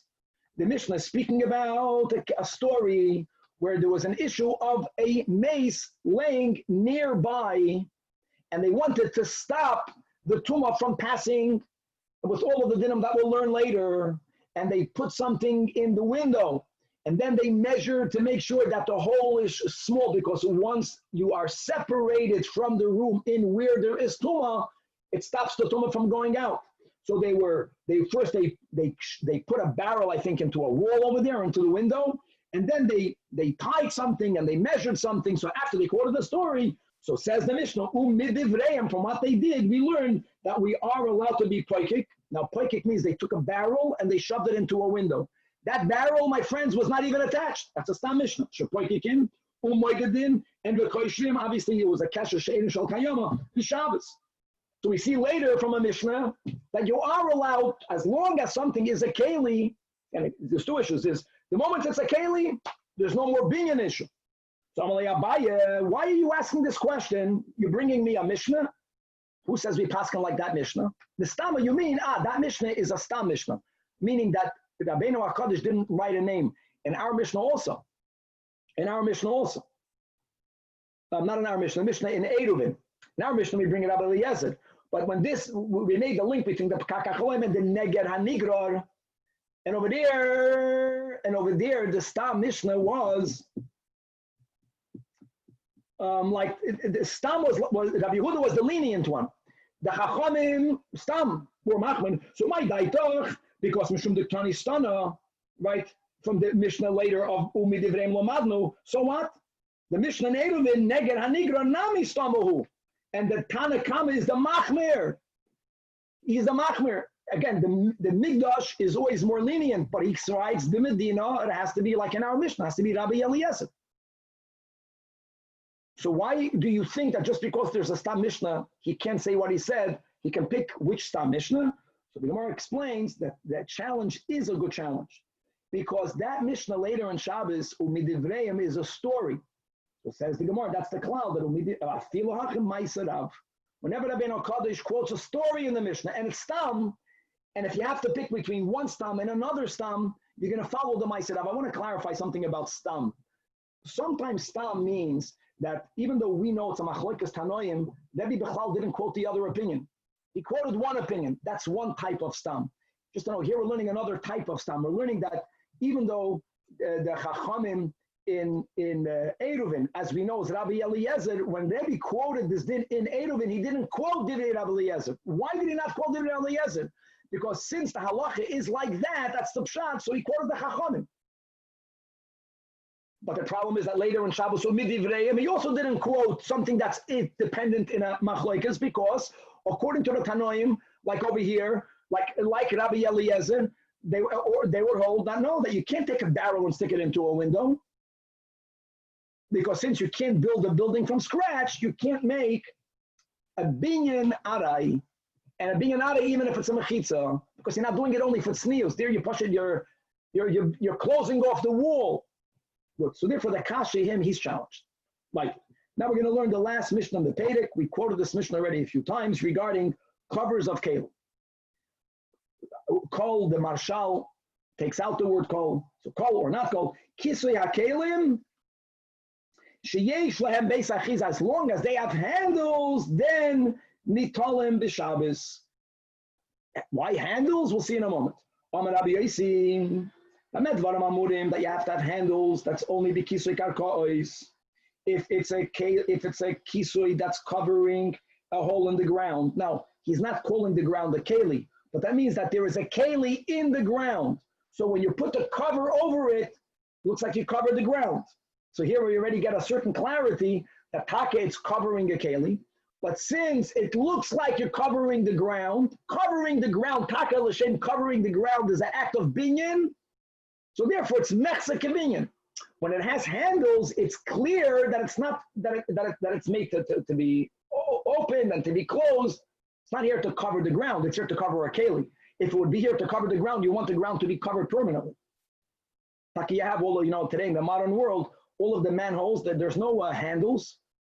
They're made dafka very heavy. Now, if the few rare times you have to open it up, so there's something that you can stick something in, and you have to be a giver awesome to pick them up. They're made dafka to be affixed, and covering them is an issue of binyan. It's made to be there. Abel b'kisui hakelim, says Rabbi Yossi, benkach ubenkach nitalum b'Shabbos. Now, obviously, the Tanach doesn't hold of that. We'll see exactly. So why does it have to have handles? Now we'll learn this. So first of all, Omar, Rabbi Yehuda bar Shila, Omar Abbas, Yem Rabbi Yechon, that don't just because they have it's a kisui of a keli, that in itself does not allow you to use it. And why is that? For who sheyesh toiras keli aleim. If toiras keli means that if it's not designated to be used for something else, we're speaking about, don't think about your pot cover, my friends. That's different. We're speaking about a flat board that someone used to cover a keli. That has to be designated for another use. And if not, he says it still is considered non-keli for Hilchos Muktzah. Now the Gemara says, like at base now that I want Rabbi Yechanan is saying, the Kula Alman, meaning in our Mishnah, the Machlokes Chachamim and Rabbi Yossi, that Kisui Karkois only in Yesh Lo Beis Achiza Inim Loi Loi, because if not, it's Mechza Kebinyan. Os Lakula Alma Kisui Kalim Aflagav De Ein Lahem Beis Achiza. Now again, Rabbi Yechanan holds with what he's saying, that just the fact that something is flat and it covers a keli, that is not called a keli. It has to have another function. But if it has another function, it does not need to have handles. Ki pligi, where do we have a machlokes in our Mishnah, is only bekelim the chabrino ba'aron. When you have a keli that is connected to the ground. So Mar Savar, which is the Tanach holds, that goes in on, was if you would be allowed to move the cover even though it has no handles, then when there is a cover that is on the ground, you would also say, well, so what, there's a keli in the ground, and there, l'kula alma, you have to have handles for you're not to be a mechza kabinyan, so therefore it goes in on. Umar Sama Rabbi Yossi is lenient and he holds that loy goes in on. Lishnachrina, and the content will be the same, so we will learn, but the wordings are different. Ki pligi, b'kisui tanur. Kisui tanur, we're speaking about an oven, which is a keli that's attached to the ground, which is what we mentioned before. Right? The Tanach, and therefore you have to have a base achiza, umar, which is Rabbi Yossi, and therefore he holds that as long as people see it's not on the ground, you don't have to have handles. But what we are concluding with a din and muktzah, that a flat keli cover is not considered keli enough for you to say that it's not muktzah unless it was designated to be used for some other purpose. Now, how much, when you speak about designated, just to close the sugya, does it mean that you have to do something to the cover? No. Only by a stone is where we have two versions in last daf, whether you have to do a change in the rock or whether you have to at least use the rock, put the rocks, move it. That is when it comes to a rock. But here we're speaking about something that's not as bad as a rock. It's actually it's a cover to a keli. Rabbi Yechanan says, again, this is a big chiddush that we're learning continuously in today's daf, like for binyan it's keli enough. But for muktzah, there has to be some real designated usage, but designation will be enough with machshava. Just to know that when the Frierdiker Rebbe came to the United States, and as we know, he said in many different occasions, in the positive, that coming to a new world, that there wasn't yet Torah here. So the air lacked purity. And just like physically, he spoke about that if the air is polluted, it brings all the illnesses, and purification of the air is so important for physical health, for ruchniisdike health. So he asked that in order to be metayed, the avir, we're going back to 1940, that people should learn Mishnayos Baal Peh or learn Tanya Baal Peh, and whenever they go out, they should always say words or Tehillim I think those were the three examples that the Frierdiker Rebbe mentioned to speak it out in this video. Then he added, and if you are walking in areas that halachically you're not allowed to articulate words of Torah, then he said his famous words, machshava moyelis, which in Nigla is used for a whole different context. Think about it. Think about the letters. And we're going back to the early 40s, and many people then, wrongfully, they criticized the Frierdiker Rebbe. Where do we find such a thing because he used the words machshava moyelis? We're not going to go, and he says that he's misapplying it. Machshava moyelis, thinking words of Torah will be matayr davir. And the Rebbe wrote a beautiful letter, and he wrote 5 different areas in halacha, and where you see that just machshava has a koyach to change the halacha. And one of the examples is this example, as we're learning right now, that again, if it's not a rock, that just mental designation, even let Rabbi Yochanan, will suffice to render something from a non-keli into a keli. Hadan Allah kol hakelim. We're going to come back to you, Muktzah and Beitza. And now let's start a new chapter. I'm happy we are on time. Again, like we mentioned in the introduction, that the Shmoyna Esrei chapter is speaking about Tircha Yeseda. Tircha Yeseda means I'm doing something that's not violating any one of the Lamatas Malachos, but I'm not resting properly on Shabbos. It's going against the spirit of Menucha.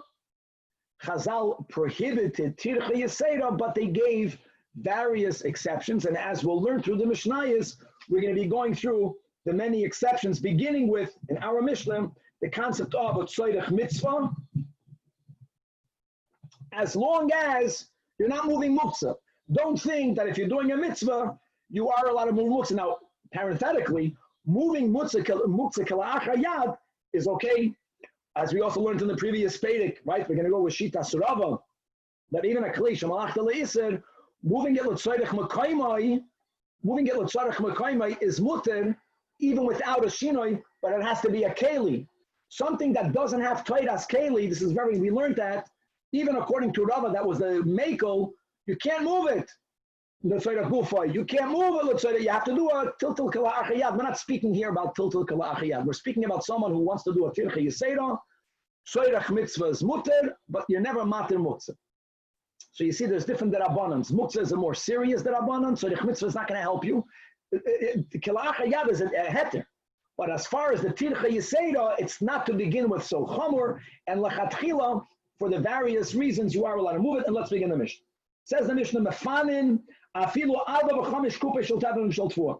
So if you have a box of tevin or of tvua, typically used to feed animals, my friends, we are allowed to feed our animals on Shabbos. I cannot feed your animals on Shabbos.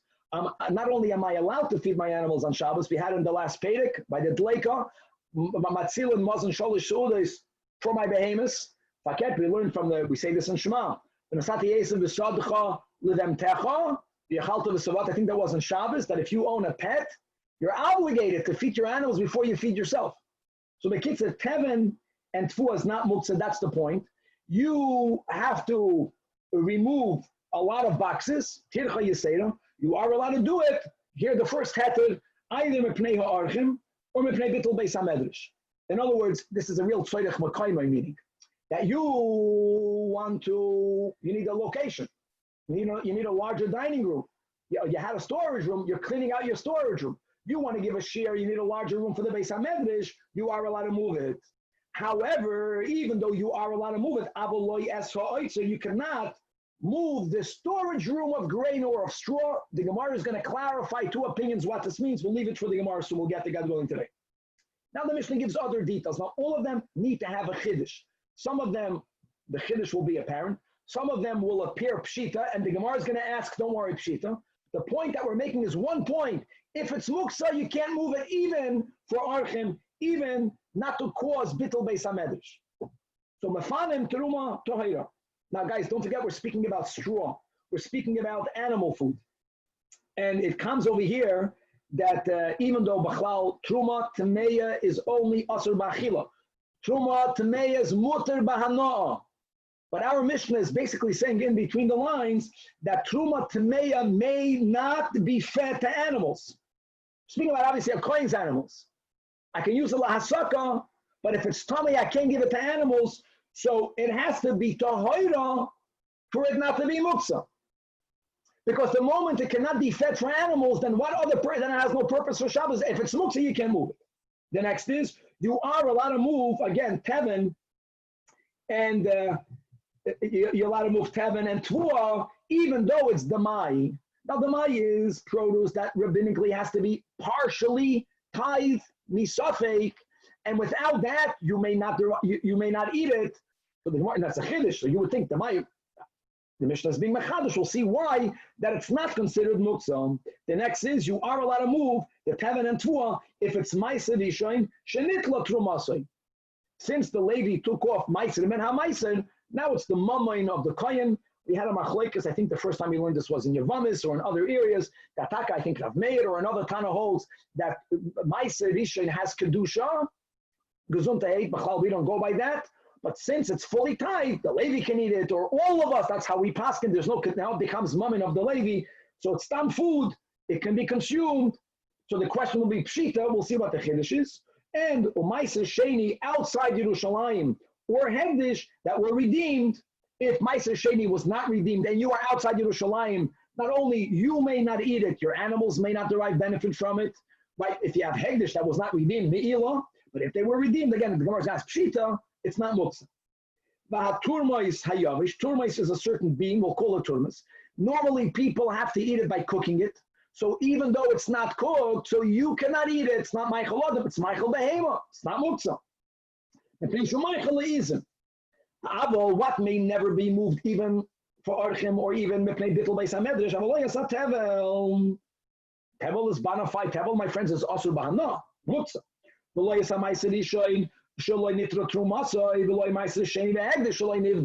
Gemara is going to ask Pshita, we'll see the chiddush. Furthermore, you have a legume called luf. Now, luf, again, is something that without prior cooking, not like it's not even Michaelism. So luf is muksa, and likewise, chardel. Now, when you grind mustard, is good. Humans can eat it. But the seeds, the mustard seeds, according to the Tanakh, is completely unedible without further preparation. So it's muksa, animals don't eat it, and therefore you can't move it. However, SHABBAT, here's a Mishnah. No, that luf, taka, you cannot eat it without you cooking it, and you don't have goats. We're speaking about an unusual creature. Ravens are able to eat it. So Rashbag is saying, as the Gemara will explain, even though you do not own ravens, since it's edible for ravens, it's still called Michael, and it's not Mutzam. And obviously the Tanakh holds, the Tanakh will be minded that if you own ravens, if for you you're going to give it to your animals, to your pet, fine. But if you don't own a raven, it's not a common creature for which you can say that it eats it, and it remains Mutz. Next. Chavile Kash. Bundles of stubble. Chavile eitzim, bundles of twigs. Chavile zeradim, bundles of reeds. These are items that are normally designated lahasaka. My friend Shabbos, we cannot not make fire. We can add to the fire. So therefore, it should be muksa. Says our Mishnah. Again, we're going to go still have some muksa. That im hiskinim l'maichel behemam. As long as they were designated, this is for sure only mental designation, and obviously only before Shabbos. Once Shabbos came in, it's too late. But if you prior designate then metaltal and oisan the imla. But if you did not have in mind to give the chavile kash, chavile eitzim, chavile zradim to your animals, a metaltal and oisan, because stam, these articles are designated for fuel, for kindling, and that's something that we may not do on Shabbos, so therefore the fuel is, by default, muksa. Let's begin. The Mishnah began speaking about that you can be mafana, that's schlepping, you can schlep out 4 or 5 bundles. My friends, the application of this Mishnah is, go to the hour of Beis Chabad, go to your shul, the shul that is monta, you're having a fabrik, can you schlep tables and chairs? That's called Teichi Yiseda. So that's what we're learning, that for Hachnasa Zarchim, or for Bittul Beis HaMedrash, you are allowed to do it. What's 4 or 5? Are we limiting it? So if you think about Hashta Chamesh, Arba Mibaya, if you can do 5, then you can do 4. Just right, you can do 5. So answers the Gemara, approach number 1. Machlokes, important machlokes. Amar Rab Chizda. No, it's 4 from 5. The Mishnah is emphasizing with these words, you cannot fully clear out a room. You can't do it fully. That if you have 5, you can arba mechamesh. Look inside the parentheses, the same content. Ikada'amri, that arba ma'oitzer cotton, an oitzer cotton, a small storage room is a storage room in which there are 5. So you can empty it out almost 4 out of the 5. And if you have an oitzer gadol is a place where there is 6 or more. From there, chamesh ma'oitzer gadol. And now, when we learned the Mishnah, we said, we'll explain it. That's what the Mishnah means when it says the next words, Ab o my ab lo yasra oitzer. It means, shalayaschir ba'oitzer tchila. Now, step number 1 is, you can't fully clear out a room. Why not? Because if you fully clear out an environment, then you're going to want to make it look perfect. If it's anyways not perfect, it's not going to bother you that there's a hole in the ground or that there's a mound. If it's going to be completely cleared out, you might fix the hole or the mound, and that's being. And the Mishnah gives another thing. That you can clean out an oitzer means that if you had a storage room that was completely shut, which means that prior to Shabbos, you b'chlal did not have any intention to take anything out of the storage room. Everything in there, even if it's theoretically usable to feed animals, it's muktzah. In order for something not to be muktzah, and not to be something that you already had in mind to at least maybe take from it. If you b'chlal did not have any intention, it's not muchan, and by default it's muktzah. And yes, this goes back to Perek Shlishi, to Kira, to the big machlokes whether it's muktzah or leis muktzah. And like we mentioned, everyone holds to muktzah. The question is, do we have a broad application of muktzah or a limited application of muktzah? Rabbi Yehuda Kedarkoi was the machmir. Rabbi Shimon in Hilchos Shabbos is the mekel. Rabbi Yehuda holds that what? The islay muktzah. And as we explained in the intro, let's quickly repeat it. What does it mean, the islay muktzah? That if something is not muchan mindfully, automatically it's muktzah. In other words, if you have a storage room that was closed off, it's packed. That means your mind was you're not going to go there until when you will. Before you decided to go there, since you did not set it to be used for Shabbos at all, it's automatically muktzah. So what? It was set aside from your mind to be used. And that's the neck and line of the Mishnah. However, Shmuel, one is connected to the other. Shmuel, the question is 4 or 5, right 5. Shmuel says, Arba v'chamesh, turning to Daf Chav, Kuf Chav Zayin. It doesn't mean 4 out of the 5. No. Kida Amri Inchi. Look inside the top Rashi. Clear out 4. And if you need, clear out 5. In other words, Cheshbon Katan Tchila, is like Rashi, the Imi, Starachli Yoiser, Yefana Yoiser. That's why the Mishnah 4, and if you want, you can do 5. Now, if that's the meaning of 4 or 5, really it means you can do more than that. And indeed, now, being that Shmuel learns 4 or 5 is in a Koloshim many of them, 4 or 5 or more, so there is no hint that you cannot clear it out. So, and Shmuel agrees to the din that you may never clear out an area completely. Right, by us in the shul, there's the Aron Kodesh, there's bookshelves, we're good. But to completely clear the room, it's asur, midrabanan. But if the Mishnah is not hinting to it when it says 4 out of 5, so Shmuel has to learn that the next words in the Mishnah is, Umay Abba Lo Yasa said, that's what the Mishnah is saying. Don't begin with the storage room that was closed off. Shmuel doesn't care about that, as we'll see in a moment. Shmuel holds our Mishnah as Rab Shimon. Lo Yasa Oitzer means, Shelo Yigmar Kulai. That's the extra words. You can clear out as much as you want. There's no tirchi yeseda if it's not muktzah, if it's l'tzorech mitzvah. In the Mishnah, tzorech harchim, bittul beis hamedrash. Nor was then a nudin. That what shelo yigmar kulai, dilma, here is you writing, dilma osi lashvua gumais. Avola chula maschil. But yes, you are allowed to open up a storage room that prior to Shabbos you had no in mind going to, is locked up. And based on what? Umani, according to Shmuel, our Mishnah follows Rab Shimon, the leis lei muktzah, which means, yes, there is muktzah. If someone mindfully was matzia something, then it's muktzah. And if something is b'chlal not a keli, muktzah even to Rab Shimon. Michael Behema is not muktzah. You did not mindfully muchen it, true, Nor do you maksia. You were not thinking about it. When you have storage, once it's locked up, you don't think about it. According to Rab Shimon, it's not muksa, so you can open up a new oitzer. According to Rab Chizda, since he teaches chamesh, arba mei chamesh, so he cannot teach these words, yechapet, that oitzer is like Shmuel, because then the Mishnah is going to be repeating the same thing twice. So that forces him to learn pshat in the Mishnah, like the Tanach of Yehuda. We're going to continue tomorrow. I just have to shut off my machine, but if anyone has any questions, he can ask it. I lost my connection.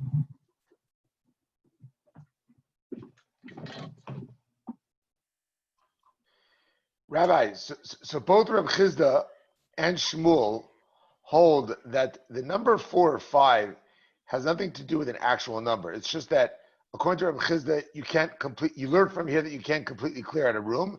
And according to Shmuel, you could completely clear out a room. Oh, no. You can't completely clear out a room because you're worried about the floor, right? The question is, which part of the Mishnah is addressing it? So Rab Chizda understands that in the 4 from 5, it's addressed from the 4 to 5. So the words, Veloya Sa'oitzer is superfluous. Right. Rabbi Yehuda. According to Shmuel, no. If the Mishnah is saying you can do 4 and 5, no, there's still Tirchi Yisayram. Don't do more than you need. Do 4. If you need, do 5. If you need, do so. Since he also subscribes to the limit of not fully clearing it out, that will be the next words in the Mishnah. But the not completely clearing it out, according to Shmuel, is all about the floor. It has nothing to do with the Tirchi Yisayra. I mean, if you want to clear out 100, you can clear out 100, right? According to both, you can clear out 100 as long as there's 101. According to both, you can clear out almost everything. Leave something as a reminder, Shabbos. But the leaving something has to do with the floor. So in today's day where we don't have to worry about the floors, so then, If it changes. I don't know if it changes that. Well, we said the sweeping of the floor changed. I know that. Today, clearly, for the broom made out of palm in the Mishnah, right. Is also the Rabbanan. Today we paskin, you can broom the floor. I know that. Could be. I don't know. Could be. I don't know. Is it? I don't remember. Let's I'll check up in the Shulchan Aruch. I'll tell you guys whether we still have an isur to fully clear out a room today. Could be we do. People normally don't do it. I don't know. Well, the question is, can you have Tirchi Yisayra without it being a mitzvah? That would be... No. That we paskin like. No. You can't schlep stuff on Shabbos. There has to be a purpose for it. Now, how do you define Tirchi Yisayra? These are things that are not that tangible. There's always that gray area. But he's saying over here, even 4 or 5 boxes of straw, it's not about it weighs 1,000,000 pounds. Why are you schlepping? You want to clear it? Why are you clearing out the area? So if there's a tzedach mitzvah, you're good. Did we conclude what this whole idea of if you have something that's fit for animals, if you don't own animals, is it still muksa for you or it's not? I mean, obviously according to Rabbi Yehuda, it would be. So but we're going to learn about this in the next. We're going to learn about this from the Mishnah. No, it's the fact that he says about the oivin. But the ravens, yeah. A raven is a non-domesticated animal. That's the. If something is edible for animals. Even though, no, I don't think so. I think I'll check it also. I think if I don't own a dog, for me, dog food is muktzah. No, I take it back. No, we learned this in Brachas. Dog is the only animal that I'm allowed to feed, even though it's not mine. From the Gemara, I don't know what it says in Shulchan Aruch. All the animals I'm not allowed to feed. The dogs I'm allowed to feed. Remember that, Danny? Was that in Brachas? No, that was in another place. Because they didn't bark when we were leaving Mitzrayim, something like that? Because Hashem is mazman the mezainas for all animals, and dogs have a hard time. Dogs are starving. A hungry dog, that's the lashon, a hungry dog. We spoke about it then. Even the goyim said that expression. Okay, but in general, this concept of having something he said it's fit for goats. If you don't own goats, is it muksa for you? Maybe. I think so. I think so. I want to check Shulchan Aruch. I wouldn't have it, but think practically. If I would have in my house a bag of dog food, I wouldn't. If it would be in my house, Lama. I mean, we're talking about these legumes, which you for sure cannot eat it, right? Is it muksa because it can be used for an animal, and therefore it would render it non-muksa? But if you don't have that animal, no, I don't know. All right. Counts in the Mishnah that the way I'm learning pshat is that even if you don't own the animal, but that's only if it's a goat, because it's a common animal. By the oidef, we have to learn the next stuff of oidef. We'll see what the Gemara says. Oiv is unique. It's a raven. Who has a raven? All right, guys, I got